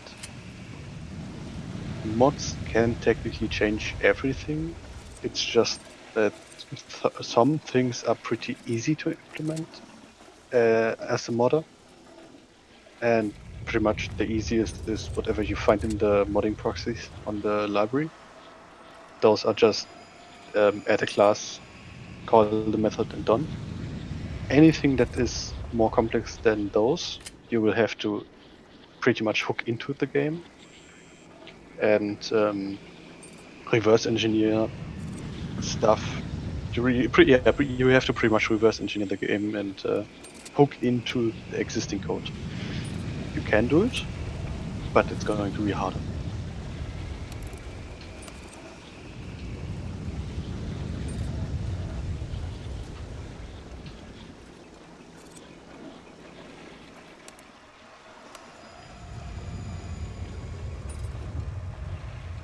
Way to go asked over on YouTube, have you ever considered co-op multiplayer for SimAirport? Yes, but no, we won't do it. There's just too much to it, and we talked about it on the last streams already. But that's definitely a definite no for us. Yeah, which is kind of a bummer, but you know, it's understandable why you guys can't do it though. It's pretty much time as well. Yeah. It's rather hard to add a multiplayer, and if we can add something like cargo or any other feature on our list, or whatever you want to do, you want to get in, then I guess it's better for everyone if we can get the features in. Hey, just a quick note here, Joshua. I built the cafe up and everything, and everything was saying that it was fine, but nothing was being sold because there was no cash register. And it didn't alert me saying you have to have a cash register in order to, you know, have your cafe. Like it said, I was missing a table and chair, but didn't say anything about needing that. So I don't know if maybe you want to add that on there. Or... Let me check real quick. That might be such a simple issue that I can actually fix it while we are streaming. Yeah. So it's only for cafes. The register's only for cafes? Well, the issue is only happening in cafes. Yeah. Cafe. As far as I know. Because I think the store... So it takes a look at what is in it, and it has to there has to be one chair. Could be an office chair, food warmer, food cooker, coffee maker, and the drink food cooler. So one warmer, one cooler, coffee maker, drink machine, and it can be either of those. So either one food warmer or one food cooler, Right. and then one coffee maker or a drink machine. Right. But yeah, there is actually no check for cash registers. Yeah. Cafes don't alert. I can write alert when a cash register is missing, and this is how an issue is born. So I guess that will be fixed pretty soon. Cool.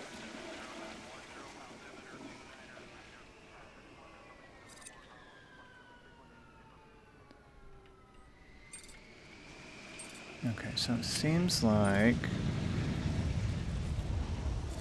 everyone's very, very happy in this airport. I like it. Pixel Gamer just popped up with a question. How long did it take you to make this game, and how many people have worked on it? That might be more of a question for Arthur, but you might know some of that information. Well, it's out since March 2017. Yeah, March 2017 is when it came out.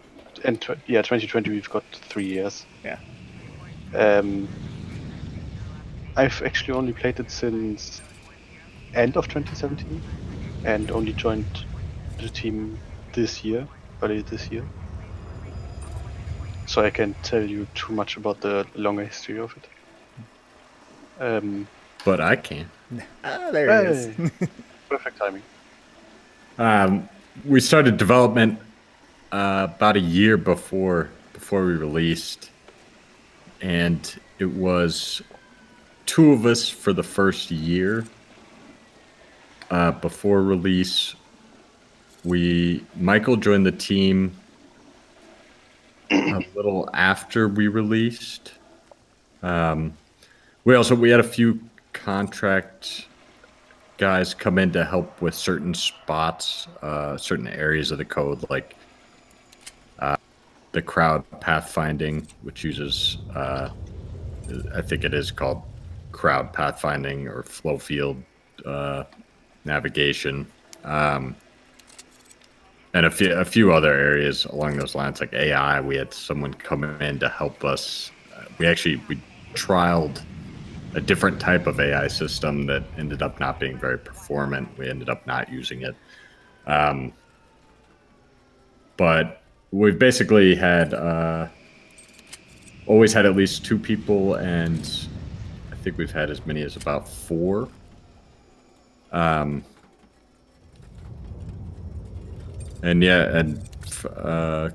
We're going on 4 years now, I think. 16 to 17 to 18 to 19. Okay, 3 years plus the year of development, something like that. 3 or 4 years. It all starts to blend together. It's almost hard to believe it's been out that long. It's a long time to work on a project.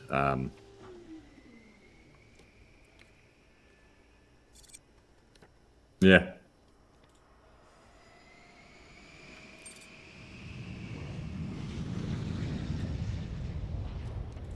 We'll see you later, David S. Thank you for joining us as always.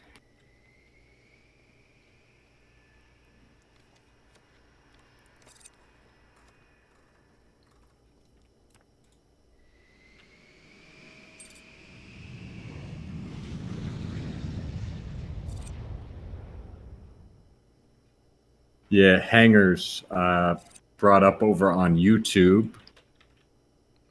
Did you guys talk about that? Oh, no, not yet. That just came in. Cool. We've talked about different models for hangers and like ways to potentially use them.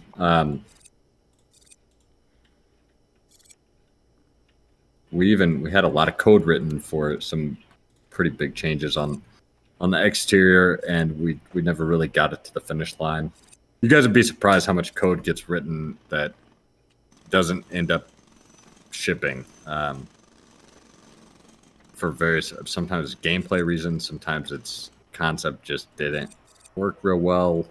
Sometimes it's just hard. I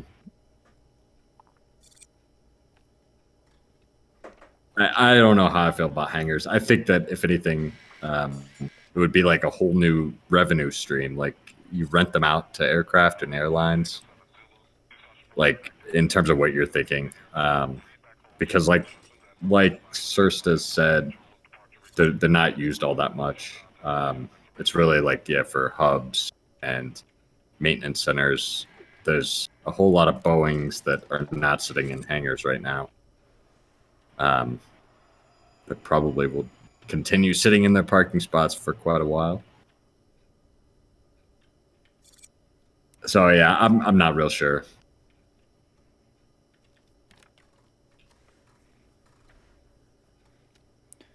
I mean, maybe a good concept for a mod, but not necessarily gameplay. If a modder would be able to do something like that.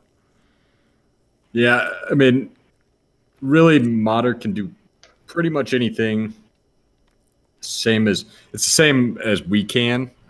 It's all a function of time. We always used to joke. I ran a small marketing company in Minnesota, and we always used to joke around. You know, one of the business guys would come up and be like, "Can you do this?" And we got so sick of it, we'd be like, "We can build you a nuclear reactor. We just need 25 years, and we need you to stay out of our office." Yeah. We can build anything. It's all function of time. It's true for mods too. It really just is a matter of sitting down and having the time to do it. Yeah. Yeah, I personally, if we're gonna spend time on stuff like that, it'd probably be a cargo before we would do any. Like, if we're gonna do a big gameplay system, it would probably be cargo stuff. I think that's the leading thing on the votes on Trello, and I think it would bring the most gameplay value for the effort. That's what we always emphasize, is basically efficiency or gameplay value for any given time, dev time input. Yeah.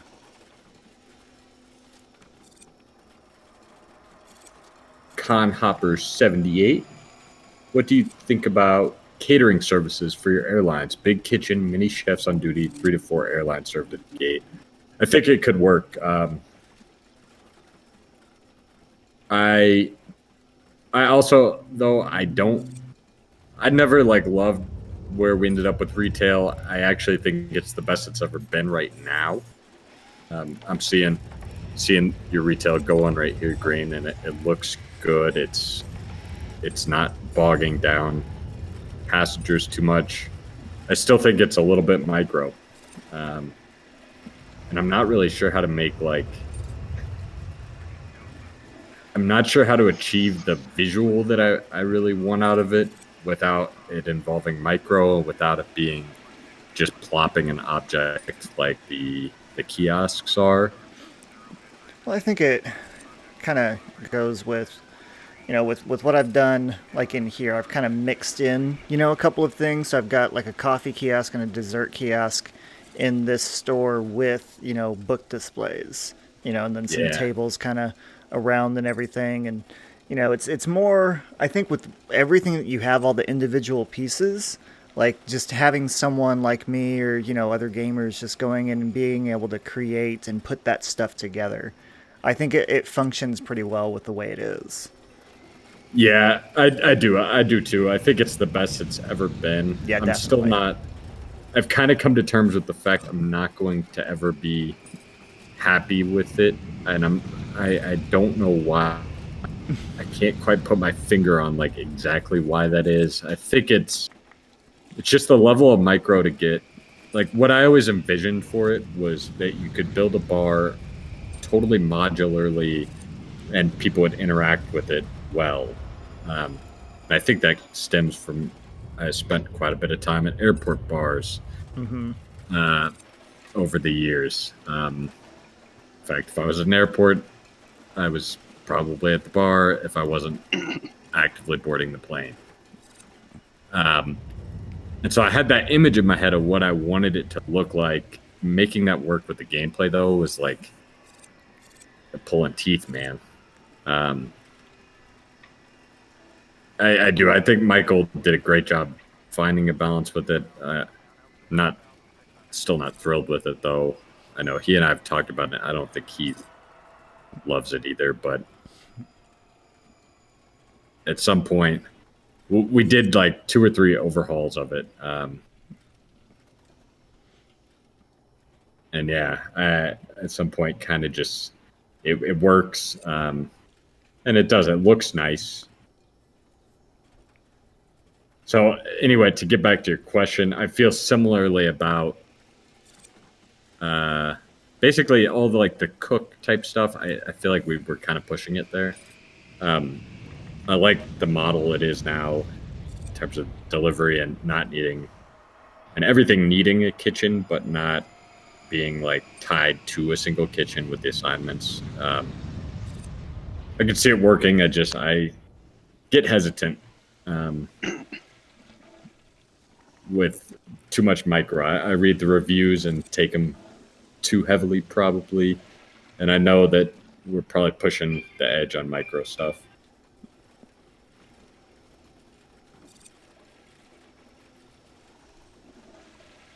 I've got a question over from Discord by Alo. Are you going to do any big marketing pushes before 1.0? Like streamer pushes or things like that? Hey guys, I'm going to step away for just a minute. No worries. We'll try not to bore everybody. Marketing pushes. So I forget. Was I talking with? I think I was talking with one of our other developers about this just the other day about marketing and my critical view on marketing and game budgeting when it comes to games. And it's not probably the most practical or pragmatic, but my mindset has always been build a great game and people will find it. They may not find it the day it comes out, and that's probably fine. So I've basically always, and I still am, of the mindset that I'd rather put the money into making the game great. So we've basically never had a whole lot of marketing budget. We've tried some paid marketing with moderate effects. None amazing. Perhaps you're a very good marketer and would be interested in running some profitable campaigns for us, in which case we'd love to talk.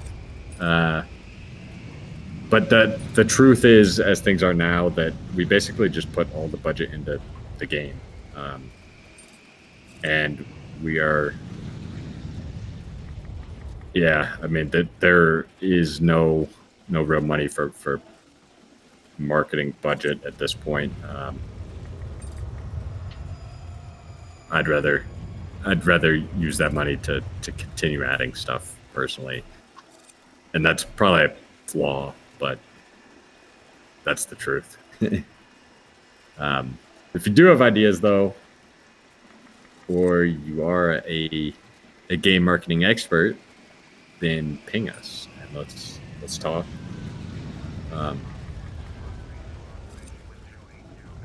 Yeah, hopefully it answers your question, even if it's maybe a slightly naive answer. Yeah, it would make sense. I'd rather the stuff. So I'd rather the stuff too. I think there's a missing half, not the two. Yeah, it's like my least favorite part. I love business. I've always loved business. From the time I was a little kid, I'd love to negotiate, and I've always run businesses. Ever since we started on this project, I love business a little less. It's probably my least favorite part about game dev is the business part of it, because it tends to be about facing the realities when what I really want to do is build cool features and make the game more fun. Um, and unfortunately, they're kind of at odds sometimes. And I still struggle facing that reality. I've come to terms with it more, but I don't know. It's like I can't stand all the DLC stuff that they do these days. At the same time, even when I was little, there'd be a new Sim City every year. So I don't know.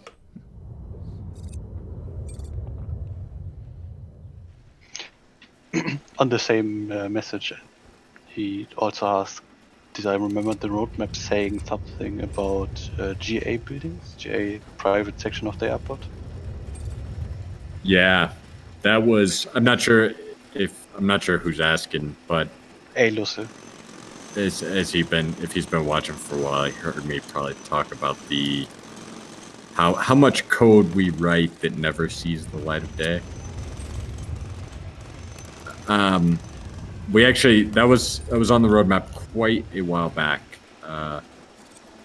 General aviation. We actually conceptually, I thought it was super cool.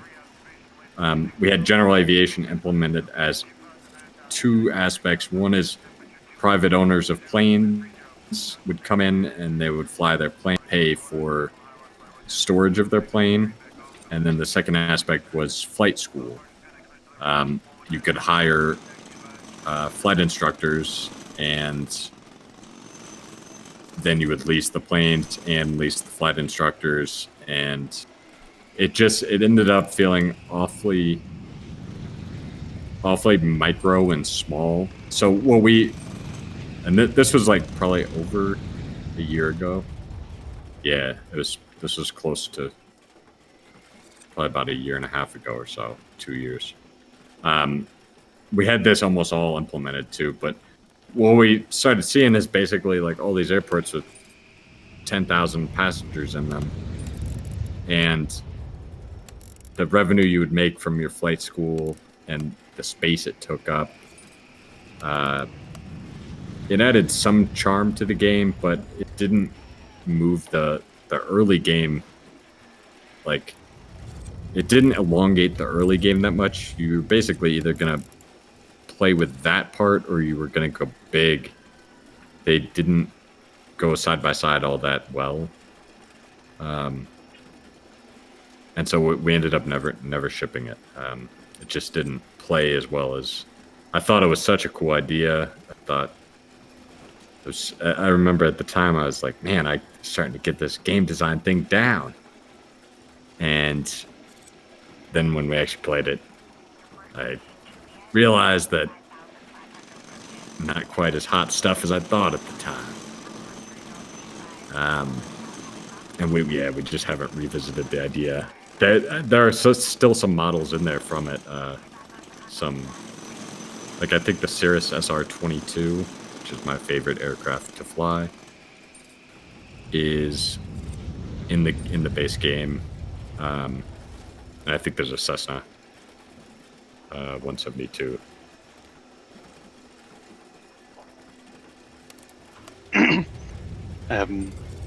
Con Hopper over on YouTube said, thanks for answering my question, and you guys are doing great. Although I'm guilty, I'm running Linux. I know you don't like it, you're doing great.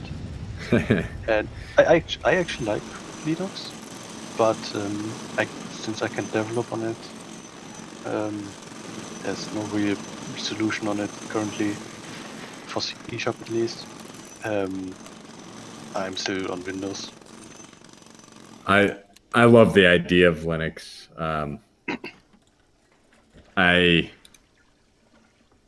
I know the reality. I thought it was gonna be so easy. It's like, hey, we use Unity, just click the button and build. It's really, that's mostly all we had to do. the problem is when we have platform-specific issues, and then got to fire up Linux install locally. I get, to put it in perspective though, I get annoyed when I've got to fire up my Windows machine to debug a problem. I probably like every month or two, I'm complaining to Joshua about how every time I turn on my Windows machine, it runs Windows updates for 2 hours every single time. And it's like, what can take 2 hours? It's a solid state drive. It's a high-end gaming machine. And like, is it scanning every single sector on the disk, or what the heck is going on in 2 hours? It's so frustrating. So it's not just Linux. I'm a snob on Mac, which I'm annoyed with Mac these days too. But yeah, I used to be a PC guy, and I try Windows again. I just installed Windows on my MacBook the other day. Boot camp. My wife and I, there's a game we want to try playing co-op, and I was so annoyed. It's just like, ugh, it's a nightmare. I will say the battery life was better than running OS X or Mac OS.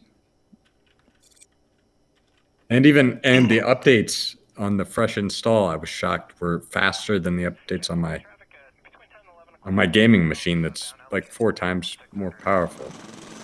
Don't understand how the hell that can be though. What is mod a couple of times more powerful? I didn't. My gaming, my Windows machine, my main test rig, it's way more powerful than my MacBook Pro. I don't understand how the heck it can take like multiples of time longer to run updates. Guess you broke it. I don't know. Because when I'm running updates on my system, and I've got a pretty good system now too, it takes a couple of seconds.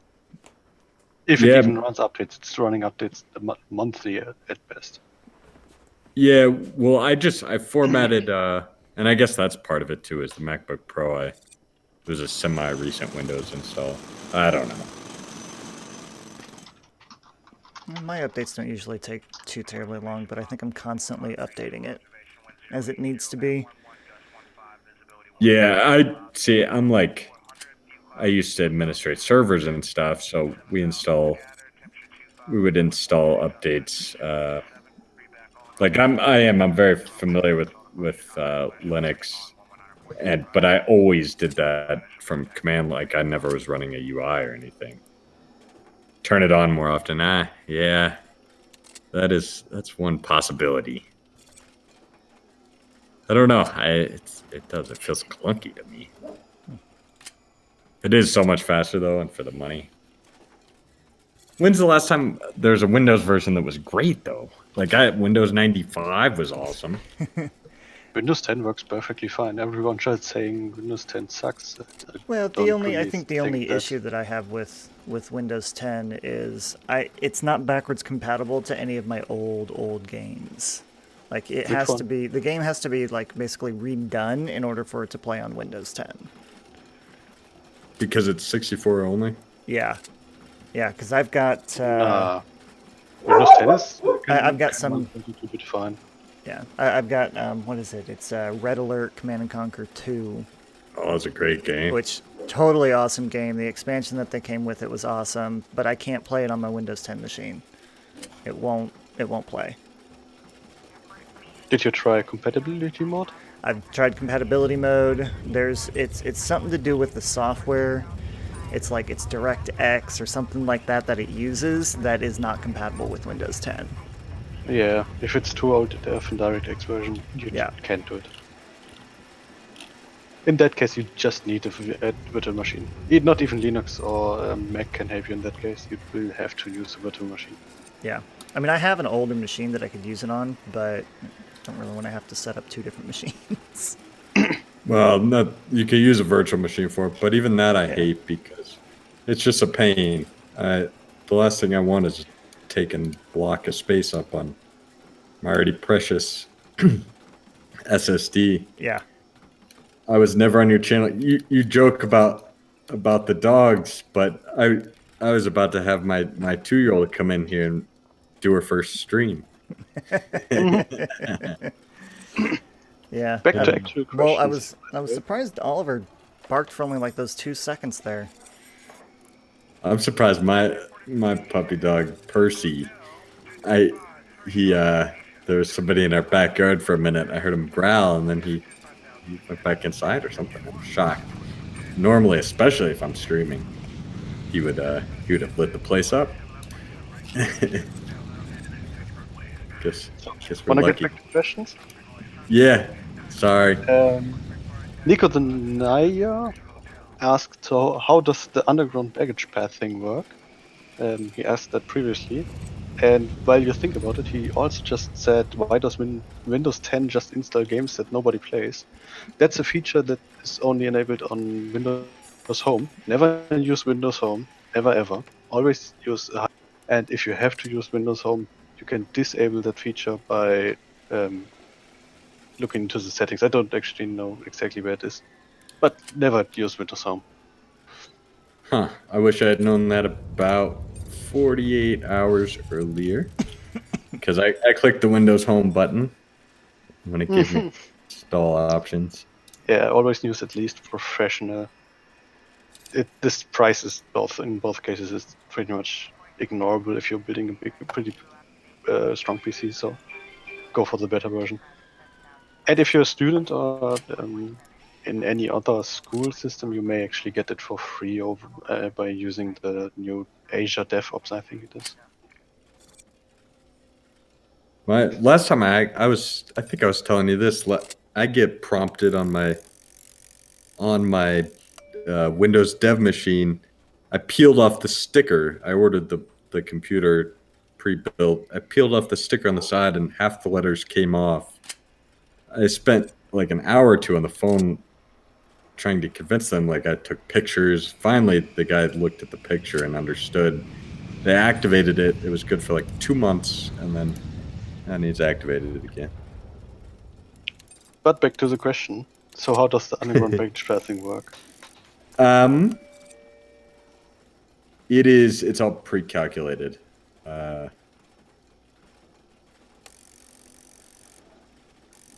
And yeah, I believe it's just pre-calculated. Like it's not even using like A star or anything. It's just standard path to find destination. I'm not sure that there's any like load balancing that goes on. And then beyond that, it's just each bag is basically an agent, a really lightweight agent. So it waits. It's not like it's getting pushed to the destination early or anything. It gets there when you see it visually arrive, and it gets held up by the hubs when it hits them.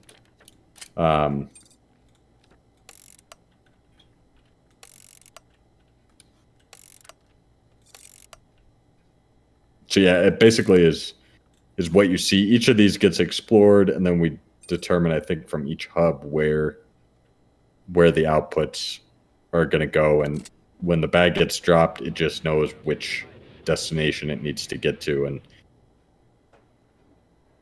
I'm almost positive it's something along those lines. And then we pre-calculate all those paths up front too. So since they all share the same destinations and stuff.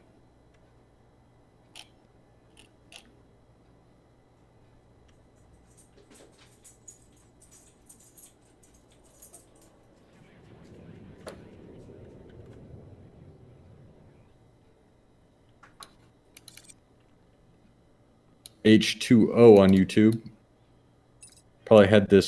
You've probably had this suggestion before, comment before. I wish construction could be faster, optionally turned off after zoning instant construction. Yes, we have had that before. We will get this in. It's going to be something that I've always said that we'll enable it. I think Prison Architect did something similar. They allowed like the dev tools to be enabled after they release. We'll probably do very similar. Yeah, we'll allow you to do instant construction. That's really not an issue. And in hindsight, we should have done it from the start, probably.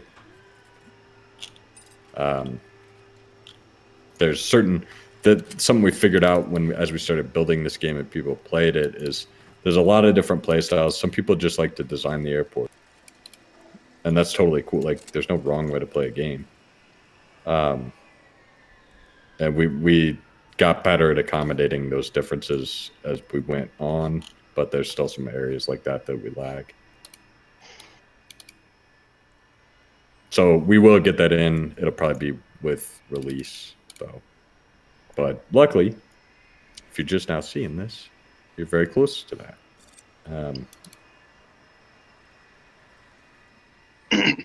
QCS over on Discord just said instant construction, at least for Sandbox.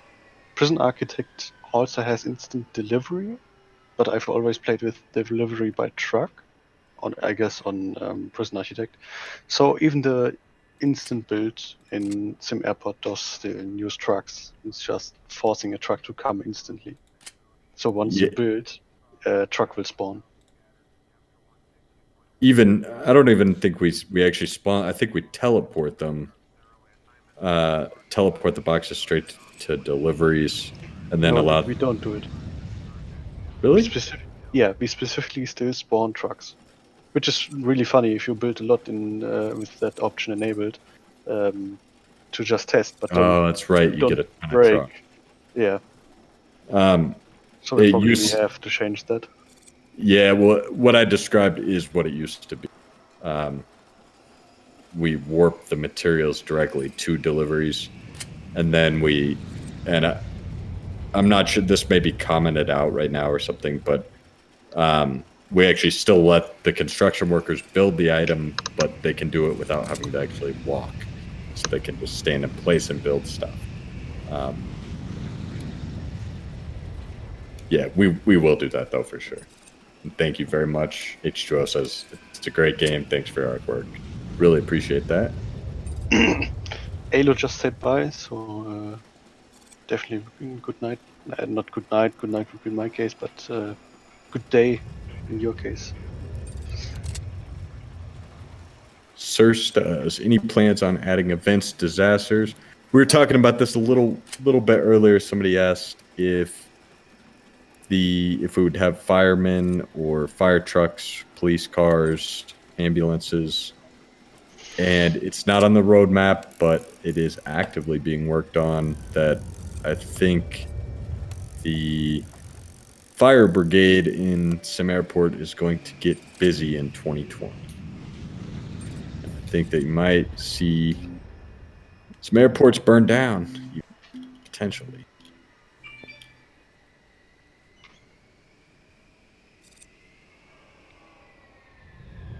Pixel Gamer 4329 says, "Hey, I'm from Maine too. Think that we have a strong following in Maine." Seems like it.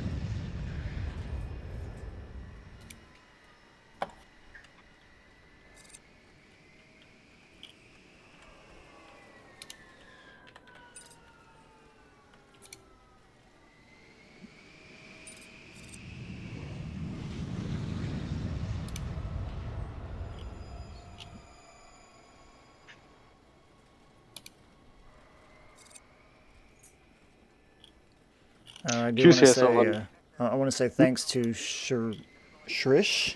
I'm horrible at pronouncing names, but Shrish, you're very welcome. He said he really loved playing the game multiple hours. Thanks to me, thanks to Ryan, which is me, Green Gemini. Love the game and the thought process. He would like to ask if there was possible to implement suggestions in the game under need satisfaction section as to how to remove boredom, hunger, environment, etc. So, like, I'm assuming he's saying, like, when you hover over boredom, what could there be a suggestion pop-up box? like under need satisfaction. Yeah, I'm trying to think. My guess is that you're looking for something that's more actionable than build more restrooms. Yeah, something like for boredom. I think for boredom, guessing here, like arcade helps with boredom, phone chargers help with boredom. Gotcha. Like what else would help with boredom? You know, maybe shopping. You know, Okay, bladder. that's Obviously, you would need to. I mean, bladder's easy, but that's beautiful though. I understand. Yeah, we can dynamically populate this list. Yes, we can do that. You you follow Joshua? Yeah, we'll put an It's issue a for that. very good idea. It Yeah. makes tons of sense.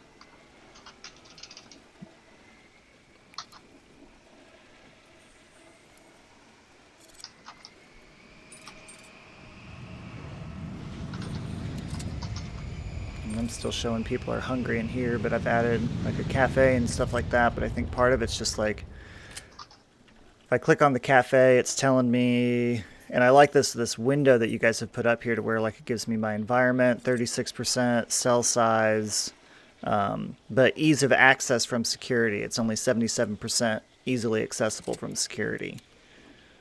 So, you know, maybe that's part of the reason why my passengers are still hungry is because it's not close enough to security or it's not easy for them to get to. You know, so I would need to maybe change that around a little bit. Can I'm not sure if this is still in here, but can you put the PAX flow overlay on? Let's see. Yeah, It's there we go. and then it still has, so it's delayed, but does it still have the tabbing? Let's see. Oh, yeah. So, passenger, here we go. So, insecure packs, arrivals by age, by type. There we go. Passenger needs. Yeah, that's what I was looking for. Yeah. So, we've got. Does it tell me somewhere on here of what each of these symbols means? Oh, here we go. I hover over it. Okay, so green circle, departing, red. Just tab the switch. Oh, okay. So that's just telling me what each passenger is. But Yeah, it's not telling me so what their needs are. so what would be cool is if you could see this exact same view, but filtered to only one need. Yeah. So right now you're seeing their total score, but it's not overly helpful because they're in a given area. Well, no, the real problem is they're all approximately yellowish green.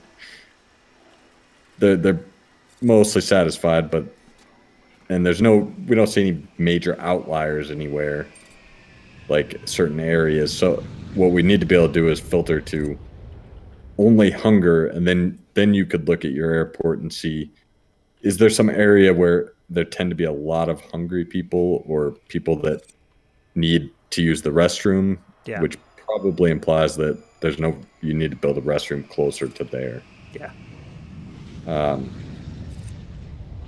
By the way, I wouldn't actually show all in that case. If you show all passengers, it's just a green to yellow mess again. Probably only show the top 5% on the worst 5%. Yeah, and that the attenuation on that, it should be showing anybody under like 10% or something should light up red. But I guess nobody is under 10%. Like Right. everyone But is pretty satisfied, but everyone has some issues. yeah, I Just not guess those. what I'm saying is though is you may be able to show everybody if it was filtered to hunger, because then it may be really obvious, like everything is green except one area. Yeah, but why show the green then? Why not just show red and yellow for dissatisfied and very dissatisfied? so that you know where you are being effective Yeah. too. Well, if you want to find the area that is not affected, you see the red and yellow ones. If you want to see the area that is working fine, that's pretty much everything else. Yeah. It just doesn't make sense showing everyone, since that's gonna be a mess again. Well, it won't be a mess though if you're filtered. If you're filtered to one need, I don't think. It's still gonna be everyone. It's like this dialogue. This dialogue still shows everyone. And even if you filter to one need, it's still showing everyone. That's a lot of circles. Which is especially annoying when you're looking at gates and a bunch of, or just ticketing and security. If there's a bunch of passengers in a queue, showing all of them is annoying. Yeah. Yeah, I'm not opposed to it. My only dislike of it is it limits you from seeing it halves the effectiveness, so you can't use it to identify positive stuff. But yeah, hey, I'm as pragmatic as it gets. So yeah, I mean, if that solves a problem, I do though. I think that if you could see this filtered, Yeah, in general, a filter would be really, really good in that case. yeah, I think that Should help. even if like when you were hovering over the needs with the screen up, the need satisfaction screen, Mm-hmm. if that showed like what you're saying, Joshua, if that showed the like highlighted in each of those colors based on how many there are. So the dark red on the need satisfaction screen is very unsatisfied. Highlight those guys in red and maybe highlight the yellows and not highlight the greens. Something along those lines. But yeah, that makes a lot of sense.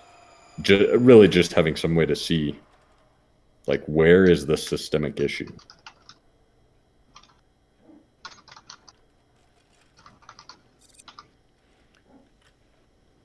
Issues upward. Cool. I love these. These are my favorite views too. Data. Yeah, All it's the like data. it tells me something. Otherwise, it's much easier for my eye to follow where the bottlenecks are. That's part of why I do actually like seeing the green clumps, is because I can instantly see here that there's a bottleneck at the top of the screen. I think that you've got vending machines, and there's a bottleneck. Yep. Slight one at security, and you really couldn't identify that until I didn't notice it, at least until now. But now it's like really obvious that those vending machines are problematic. Yeah, probably. yeah, those are definitely going to need to come out of there. That's for sure. But I think with like most of the people that are coming up here, they're hungry, or thirsty. Most of it's hunger though, so they're going to the food vending machines. And I actually think a decent number of them are starting to wait in line and leaving before they even get to it because they end up running behind on time. Yep. So what I really need to do is those actually just need to come out of there. So let's just say bye-bye to those. You could just build more otherwise. I think that would be good as well. It would work as well. Probably, possibly. It might just make it worse. No, it should help as long as you do have ample supply of them. Yeah.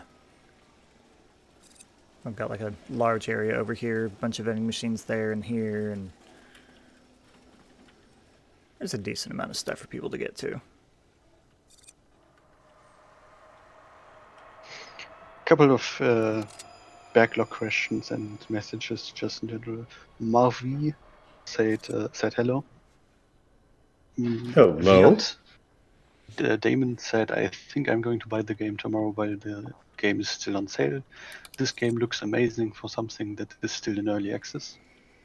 It's a good time to buy it. Yep. The price will be going up within the next 60 days when we transition to full release, for sure. So yeah, you probably won't be seeing it cheaper for quite some time. if you don't have it, now is a very good time to jump on it. And if the viewers out there are wanting to see the build of this airport, you guys can jump over to my channel. It's just youtube.com/greengemini, or search for Green Gemini, and you'll be able to see this build in there. I think most of it ended up being streaming instead of 5-minute, like, quick time-lapse videos. Did a couple We'll get your channel linked here in the description too. Yeah. For anybody watching this later, for sure. I do want to say, thank you to you guys for having me come onto the stream today. I've had a lot of fun doing this. Yeah, no, thank you. I hope I'm not boring you too much, talking too much. You can always just tell me shut up. Pretty amenable to taking orders. No, you're fine. You're fine. Still got 2 questions. Both repeat questions, or pretty older ones actually. TechCrafter asked, is it possible to get a designated bus arrival where all passengers from remote gates getting brought to the game? I think we talked about that last time. Don't actually know. It definitely has been requested several times. This is in regards to remote gates. Currently, all buses on remote gates come to one spot where everyone is dropped off and picked up. But it is definitely possible to add some sort of arrival-only drop-off that directly links up to a baggage claim or something like that. The question is just how much requested or how much needed it is, since currently remote gates are pretty much working fine even without it.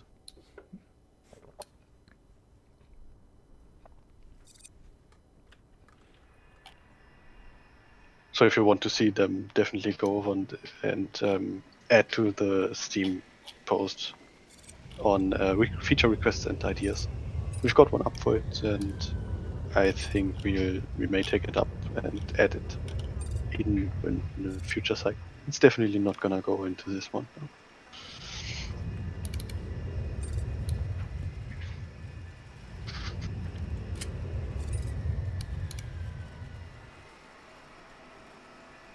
No. And sorry, Sirstas mentioned the legend on the PAX flows could maybe be static to help. Yeah, I think that's a very good idea. I kind of think that we should just pop up a little static UI down there that has the legend and also lets you switch between them, like listen. We have all the strings already, so it's like putting it in a drop down or something would be, yeah, it's not a bug prone thing. It'd be trivial. I added it as a issue already. Sweet. And one question as well from Tonio. Maybe you guys have talked about it already, but any plans regarding customs check for inbound packs, like automated passport control, for instance?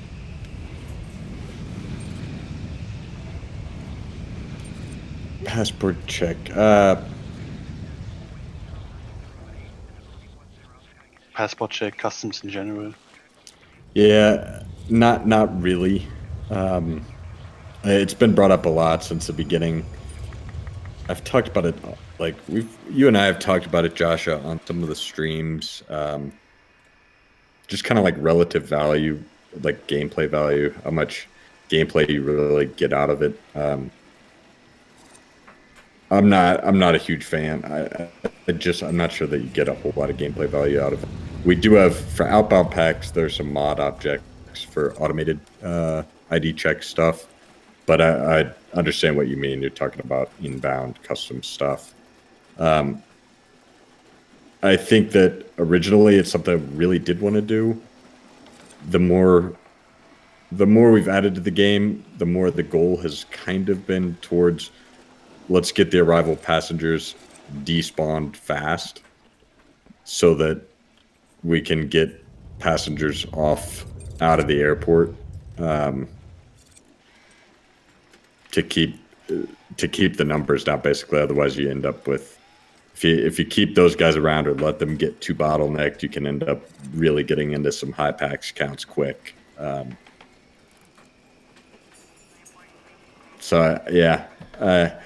guess that's a long way. Like, you guys probably notice, I freaking hate saying no.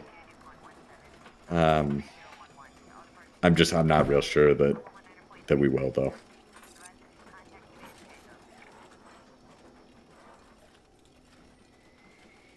Evitable on YouTube. Redo on hangers.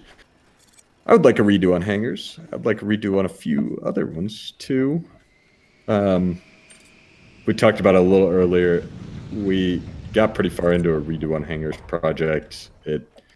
We didn't get it out the door. At this point, we don't have any plans to make changes to it before we release. Never know after that. But I think that we mentioned a little bit ago, we'd probably be more inclined to do cargo stuff before we mess around with hangers. Yeah, and Surstis just mentioned, so it sounds like an international travel DLC. I mean, so I hate DLC just like in general.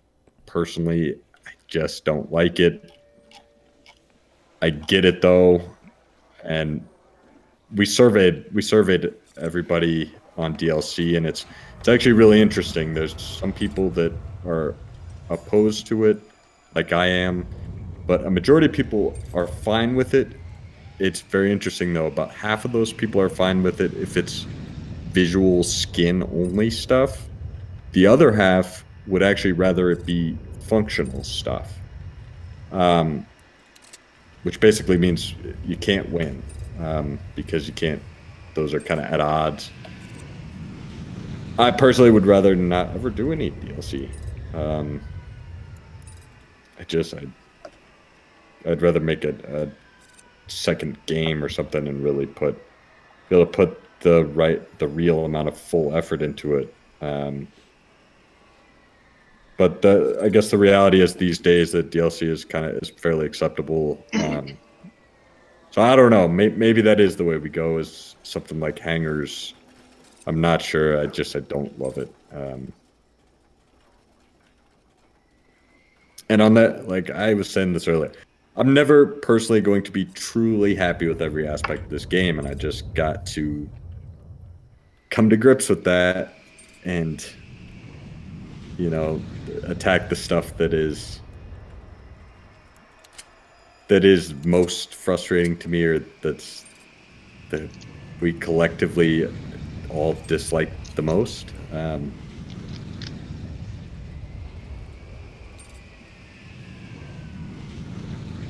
I think it really just kind of depends, when it comes to DLCs. There's a couple games that I've played, one of them being a city builder that has, I don't know, an ungodly amount of DLCs that are out there now, and spends a lot of money on that game because of it. I mean, yeah, it's fun, but you look at some of the content and you're like, could it really have just been a free update, maybe?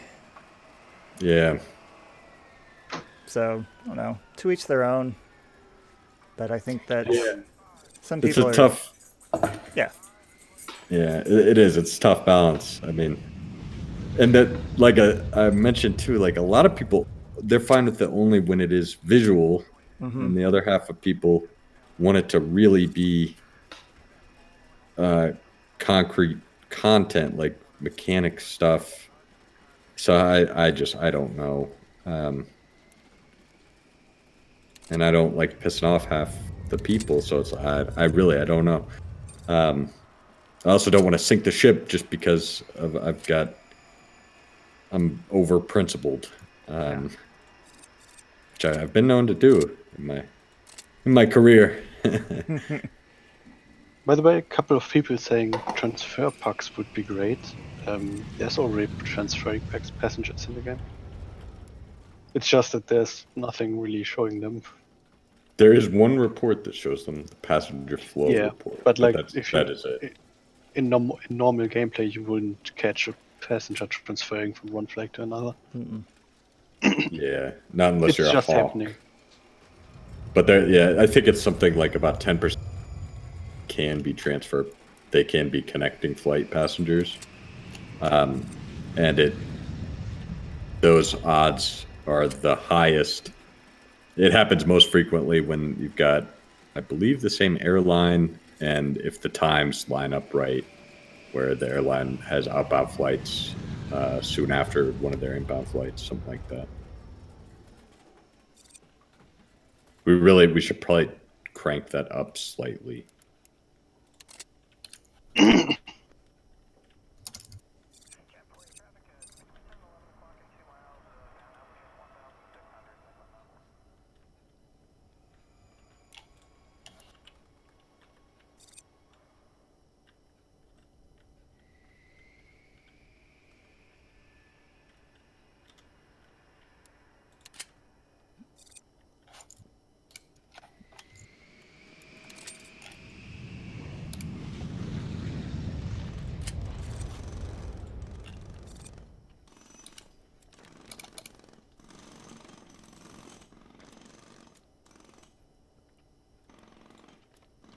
H2O just said regarding DLCs, a lot depends on price. This $30 DLC sucks, and $8 DLC doesn't. I'd add to it that it's not just price but value too. If it's a $30 DLC that pretty much a second game, then yes, that may still not suck. And if it's an $80 DLC with no content and just a cosmetic bush or something, then that still sucks, even at $8.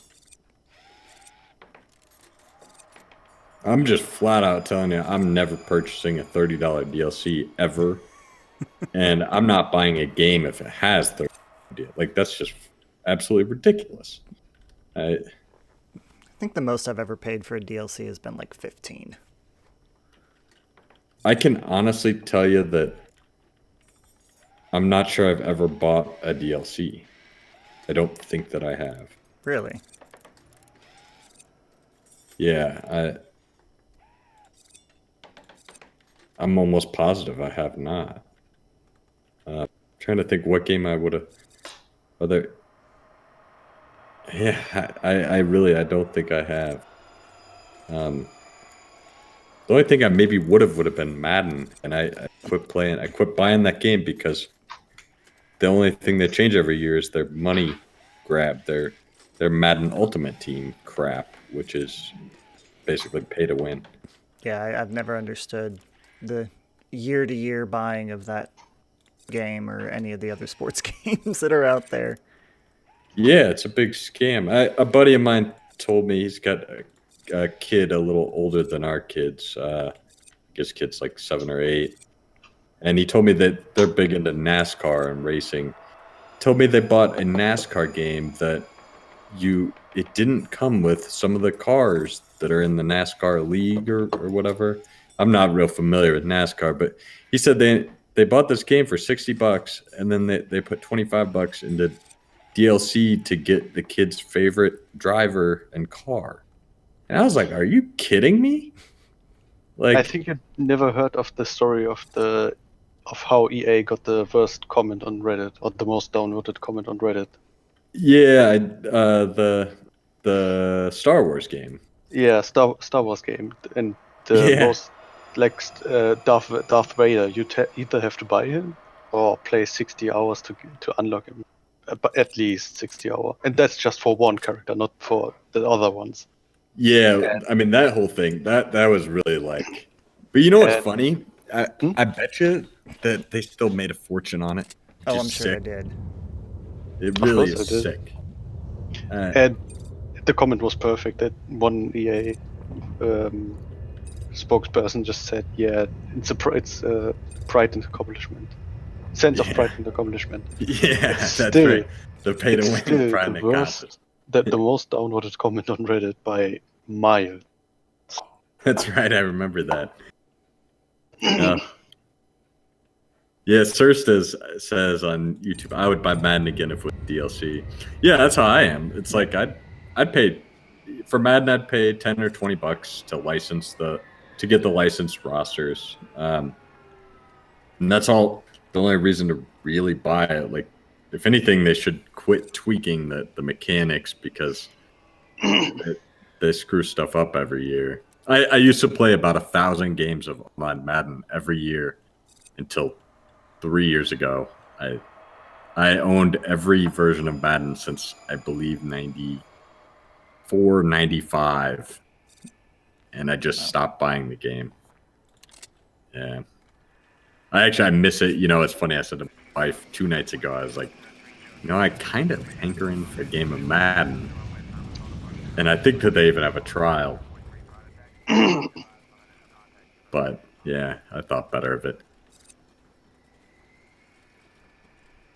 Yeah, the problem is though, they're probably making 300 million a year selling Madden Ultimate Team packs, which are essentially slot machines. They're basically online slot machines where you can't cash out any winnings. You get in-game currency in the form of player. Like, I expect there to be legislation in the U.S. stopping this in the next probably 10 years. But yeah, why would they stop though if they're printing money? I mean, I think the last time I saw numbers, it was something like they're doing 300 million a year off selling Madden Ultimate Team coins, which is, I mean, madness. But that said, there's some like you guys are saying, and I'm just predisposed to hating DLC, I think, but there's middle ground here somewhere where it's fair to everybody without pissing off too many people. In short, DLCs can be made great and great for both sides, but DLCs also can ruin the game. Yeah. And I also I'm scared. I don't ever want to have the most downvoted comment on Reddit. I think we won't get that. Like that's a hard, and if we get it, that's a hard ground to get from VA. Like, yeah, I think that'd be more marketing than we ever did. Well, there've been some gotta, games out there that I've played, Factorio being one of them. They don't have, I mean, they're still in early access, but their modding community is humongous to where several modders have been able to come up with different mechanics of the game in order to change it. And, that's really what helps, is having a good modding community out there, like with what you guys are starting to build up. I'm sure there's a modder out there that would come across this game and be like, ooh, I can probably tweak something and change it to where we can do something completely different with the game. Yeah, and that was definitely our intent with, like, mods were, to me, a must-have before we transitioned to release. Mm-hmm. Like, full stop, must be there. Because yeah, exactly for that reason, we are going to end up doing some DLC. I think it's going to be more along the lines of like a supporters pack, where if you enjoyed the game, it's a way to say thank you and get some cool objects. But if you don't want to spend money, you don't have to, and you'll be able to make as much as you want of the exact same thing, basically, and do so through mods without paying a dime. We are going to do something like that. The real question is whether we explore any further, and it truly makes me almost feel like physically ill, or like I get a little queasy just thinking about it. I sincerely do. It's such a weird thing. I don't know.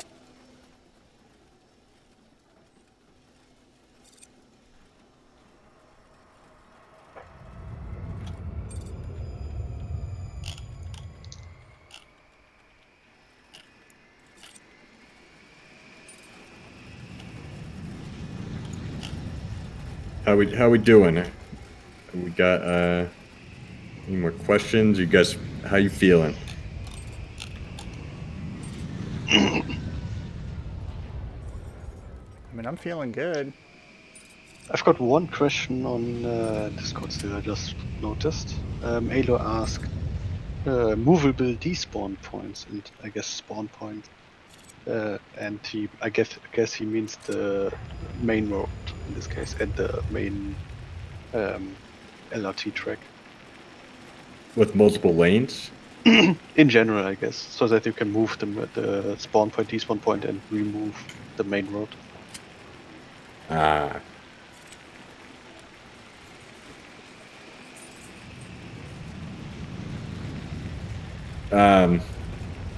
I want to say we have this on the list, but realistically, we're not going to do it. We talked about this actually last stream, I think. There's all kinds of issues with people nuking that road, and then... So originally the game did allow it to destroy that road, and what we would get is people would nuke it, and then they wouldn't have the materials on site to be able to rebuild it, and you'd end up with... Like, you could literally crash your airport because... Not crash it, but it could grind to a halt because you needed to get delivery of materials to repair or rebuild your road, but you couldn't get the materials because your road was destroyed. There are ways we can work around it. It's not worth the logical steps, I don't think. You could make a mod to do it.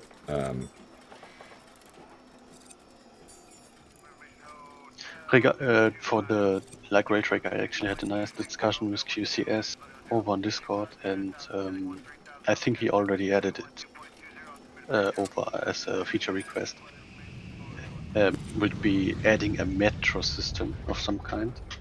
So you could place a metro tunnel if it's researched underground on -2.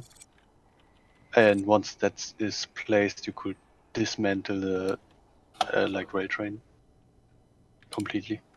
Gotcha. That's not a bad idea at all. Yeah, we even figured out numbers, which means it is slightly better than the light rail train, but still more or less balanced.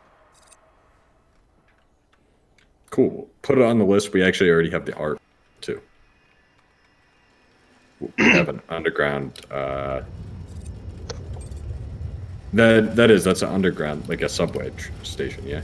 Yeah. So you'd place a subway station, and tunnel will just spawn in both directions. So you still have like a cut through, but you can place the cut wherever you want. Yeah, I follow.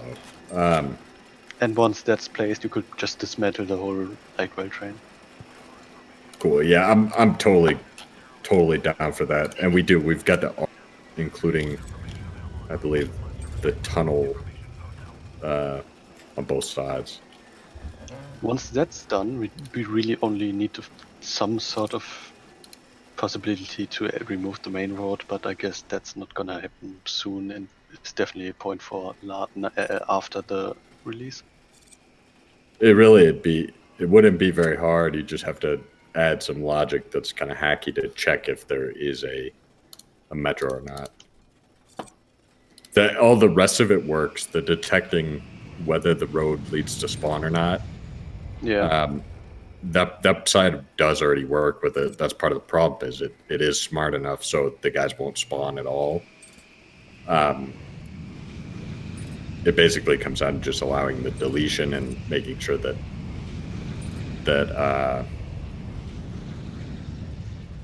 you can't end up stuck without deliverance. But I mean, that could be as simple as you could warp them.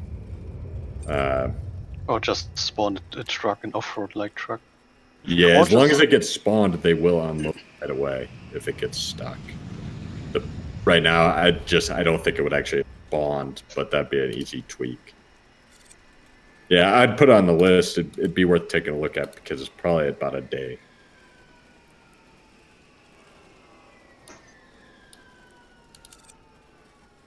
Source does on YouTube say this: I love how you don't like DLCs. Sometimes they're needed. Yeah, I mean, that's good. It goes back to what I was saying. Is the worst part of this all is the business side is.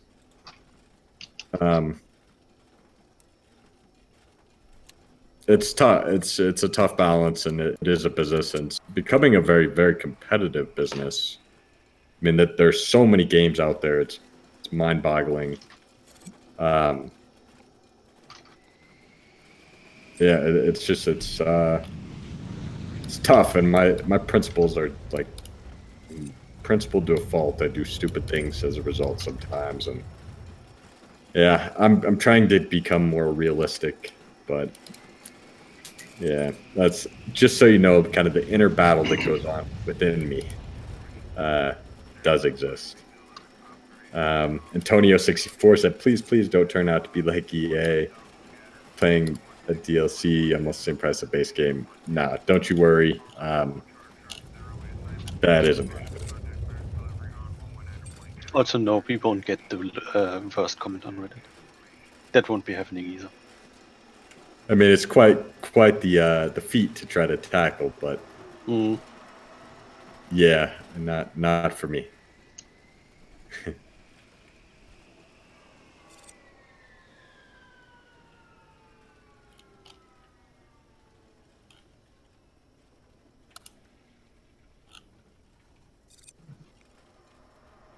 We're throwing out there too. I think I forgot to mention this last time. I used to be great about it, but if you have not reviewed the game yet and you're having a good time, please take a minute and leave a review. It really is a high impact way to help the game get more exposure through Steam's algorithms, and that in turn means the game does better, sells better, and basically translates directly to us having more time to spend on it. So if you haven't done so, we'd certainly appreciate it. And if you have, thank you. And if you really dislike the game, leave a review too. And we want to know why. Kind of like East Threadley's latest review, which is actually, it's very informative, even though it is negative. So if you haven't left a review, though, please consider doing so. Also, if you're running into any issue or just want to get feedback to us without putting a negative review up, you're always up for an email or just writing us pretty much on any source. We're watching the Steam forums, Discord, and Reddit. Wherever you write us, you'll reach us. You can send me a text on my phone. We're pretty easy to get a hold of.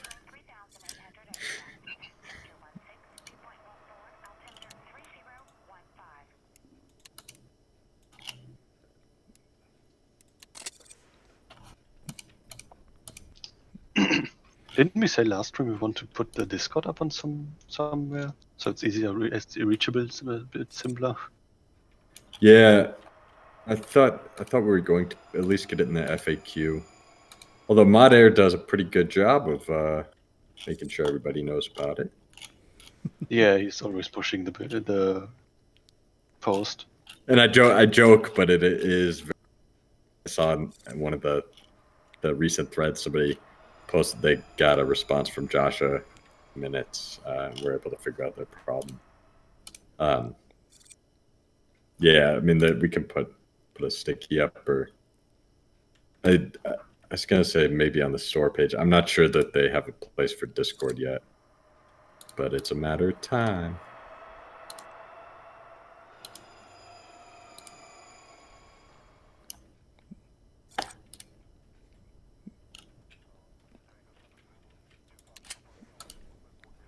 We got another 10 or 15 minutes, maybe.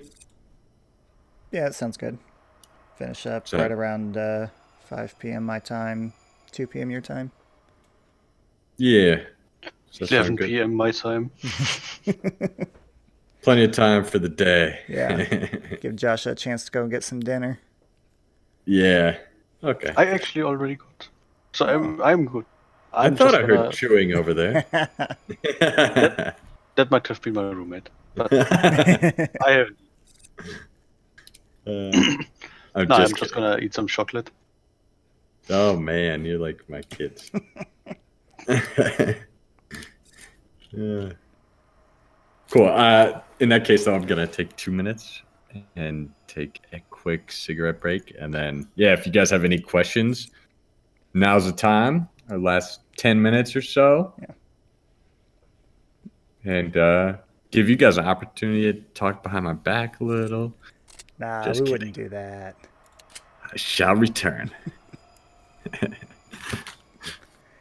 think I've been doing pretty good on the passenger satisfaction here in this one. Hunger seems to be the biggest issue right now.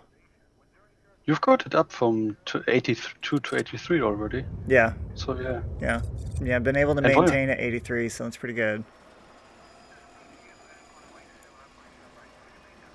It's just hunger. Hunger is the biggest thing.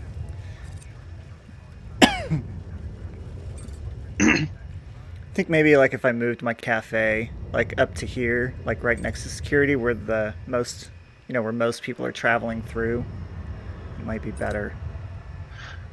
You might just want to add some vending machines too. It's Yeah, really I did interesting. that. Vending machines can be really powerful if you just set up a couple.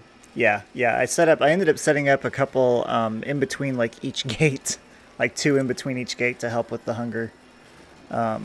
But there's still like even those are forming some pretty big lines behind them too.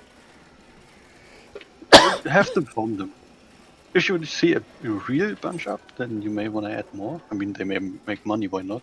Yeah. And if you want to make some more money from them, just add a plant and an ad display.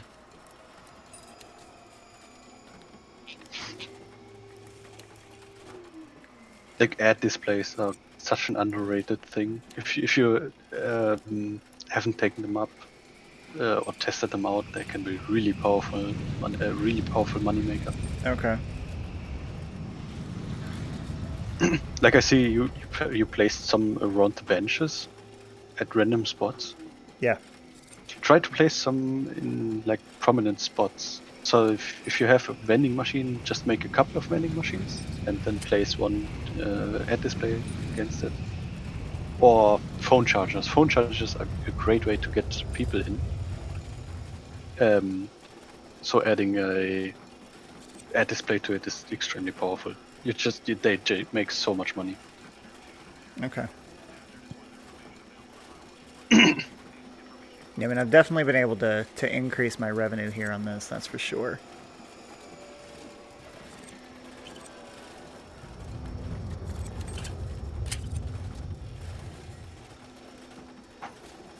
Sisters just bro, just seen there's no Discord link on the website, at least under the follow us area. Yeah, we may need to add it there too.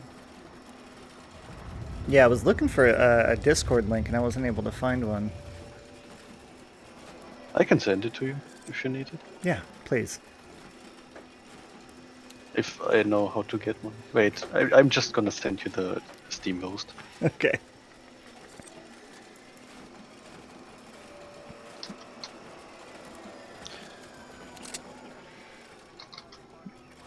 Ah, it's not in the first page anymore.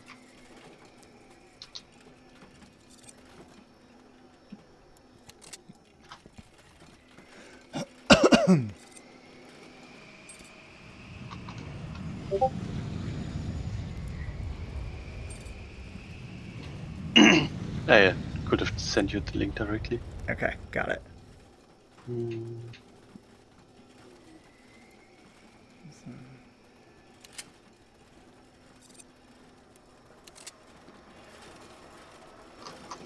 Just gonna post the Discord link in YouTube. You guys can take a look at it. Actually, it's a Steam link, but it goes. You can take the Discord link out of it. Yeah. Sorry, I interrupted you. No, you're fine. So my arcade is apparently very, very busy. Yeah, PAX love arcades. I did not anticipate the arcade being that busy. This is one of the features I actually really like that you guys added in here, was this. The arcades. Yeah, the arcade. General. Yeah. Yeah, they're lovely. Arcades and phone chargers are, I think, the best ways to get boredom down. Yeah, definitely. My phone chargers that I've got placed around here are all really busy. I need to get some more in. Just start randomly placing them.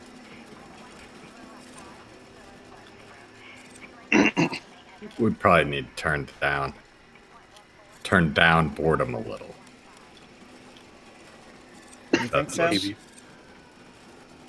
Yeah. So I think that phone chargers we actually have them modulated so that they aren't quite as busy, like kind of artificially. Let me check. Not like how I've got like all these passengers completely crowded around this main area. You can't see it yet, but you'll see it. Yeah, it is modulated, so only 25% of passengers should be even interested in them, which basically means that when we're seeing that big of a draw to them, we're probably you're under capacity for boredom, which I think the issue probably really is that boredom is a little too rampant.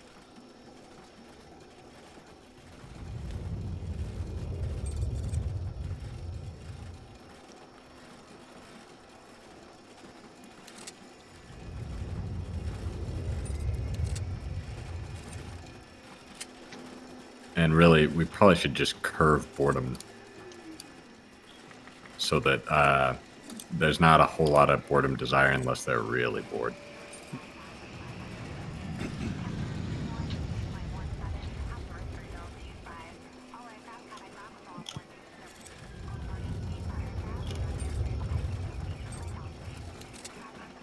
By the way, Arthur, question for you. I was never on your channel asked over on YouTube. Any words on or about the future project after SimAirport? So, we are going. We do have something that we're working on. It's going to be the same genre game, and it's going to be in full 3D, which is very cool. Nice. Yeah, it's actually a little surprising that how well full 3D works, and like I don't know, I guess graphics cards are just these days more tuned to it. There's a lot more methods out there because everybody expects 3D, but some problems that we have in 2D are actually easier to solve in 3D, which is mind-boggling to me. It's like really mind-boggling, really frustrating too. And it'll be a very similar type game.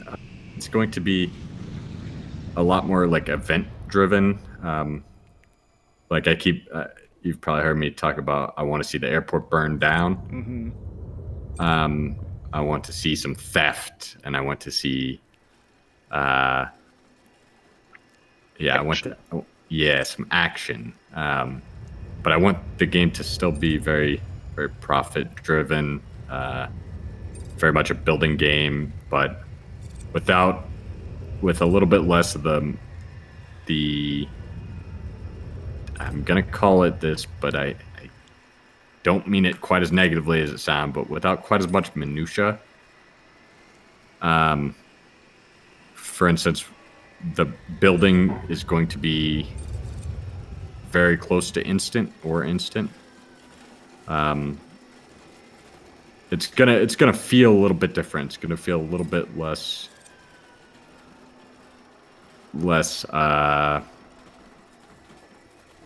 long game oriented, and it's also going to be a whole lot prettier, just graphically. We learned a whole lot about how to like do some things that we didn't do real well with SimAirport, and we've gotten a lot better at. But at this point, we don't have the time to go back and either fix, or we box ourselves into a corner by supporting really old graphics cards that can't do some things that would allow us to do. We also, it's no longer our first game that we're building. And so like a lot of the like graph, like there's so much graph math going on in here to figure out reachability and stuff. There's a lot of that stuff that we've already conquered. We understand extremely well now. And so we're going to be able to just focus on gameplay. I mean, even stuff like multiple floors is about a four month project. Really glad we did it. I was really scared when we did it. I was afraid it would make the game too confusing or just not be worth the time investment. But I like just wanted to do it. I thought it was the holy grail. And I feel like it turned out great. It ended up really giving depth to the game. But there's a lot of those problems that we've already got solved, and yeah, I want to make something that's visually really pretty because I sincerely failed at that with SimAirport, and I want it to be kind of an action-y-esque game, but still the same type of elements. And we're going to do early access with it. We're going to announce it. We'll announce it before. Probably by the time SimAirport releases, we'll be showing it. Which so really right around the corner. Which, as you guys could tell, I'm not the most. I'm like a little bit indecisive because it's mixed emotions for me. Like SimAirport's always going to be my baby. Like it's truly like it is my baby. Well, yeah, it's your first project, so of course. Yeah, it really. I learned a lot from it, and I got burned by so many things, and like there's so many things I see, and I'm just like, damn, we need to turn boredom down there, and why aren't those bags being delayed? And so it's a little mixed emotions, but yeah, I think it's going to be a very cool game. It's not set in an airport, but it is similar style. And within the next should be seeing it within the next like probably 4 to 6 weeks. You should know what it is, and hopefully be excited for it. Are you guys going to be doing a Kickstarter campaign on it, or just early access release? We are probably just going to do early access. We'll probably do very similar to what we did with SimAirport. Sorry. Get him. Oliver has to at least bark once in the stream. What's that? Oliver, this is green stock. He has to bark at least once per stream. I barely heard him until that moment. Yeah. Yeah, I'm excited for it. We are gonna go straight to early access almost surely, and we probably won't need to work on it as long as SimAirport because we do have we understand the graph stuff, but hopefully it does decent, and we can work on it for at least probably a year, and if longer, that'd be cool too. And we'll probably steal some of the funds from it to continue working on SimAirport as well, but that's kind of how. That's the executive decision I get to make sometimes.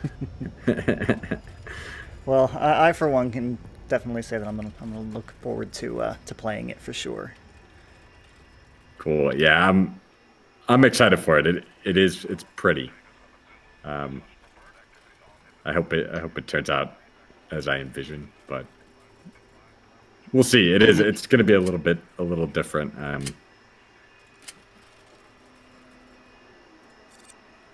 Yeah, and hopefully it performs well. I see there's so many passengers in here. And yeah, I was never on your mind. It's in the same genre. It was answered, by the way. Yeah, it's definitely gonna be a management style game. A little bit. So I always describe SimAirport as what I was going for was I wanted it to be a fishbowl where you were configuring the settings for the fishbowl or controlling the environment for the fishbowl and generally just watching though. Like you can't click on a guy and command him to do something. You can configure him to be able to do certain things. But that was like the guiding principle for SimAirport's development. Where it's kind of going the opposite way with the new game is it's going to allow you to be a little bit more directly involved. Still very much a configuration thing though, but with a little more element of action and the essence of time, like timely timely action and just more like direct involvement without any demanding clicker aspects to it though. So we'll see, but yeah, look for that in the next few weeks to be announced. Funny you say that. Sursta says, funny you say that. Working as an airport ramp agent is like working in a fishbowl. That's hysterical. I believe it. I believe it.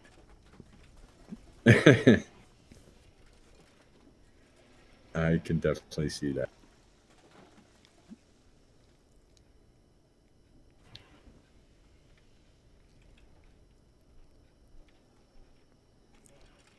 Tonio64.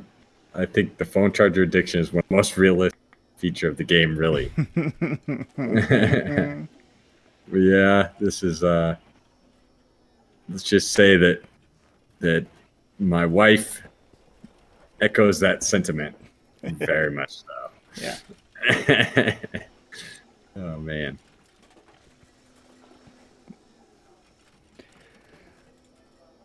All right. Well, it's getting a little late for me, so I don't know about you guys, but I think, Cool. Yeah, no worries. I'm excited because I'm going to jump right into making the floors moddable. Nice. Yeah, I'm gonna get that rendering done so we can get out to Edge. I'm not even kidding either. That's awesome. Cool. All right, guys. Thank you everybody for joining us. Really appreciate it. Hope you enjoyed it. As always, hope I didn't bore you. It was really nice to have Green you here with us. You add some flavor to it without me being too monotone the whole time. Yeah, I definitely enjoyed being here, and appreciate you guys having me for sure. Yeah, no, thank you sincerely. It is. It makes it more fun. Add some flavor, some green. Yeah, some green. We'll get your link up in the description here so that people can follow you. And yeah, that's all we got. Perfect. Sweet. Have a very good night, everybody. Thank you, fellas, for streaming with me. And thank you, everybody, for following us. Appreciate it. Don't forget to leave a review if you haven't. And yeah, keep an eye out for the next streams and for the next game. And we'll get modding. We'll get some of these features we talked about today out pretty much ASAP. Probably tomorrow. Yes, indeed. Good night, everyone. All right. Good night, everyone. Take it easy. Have a great day.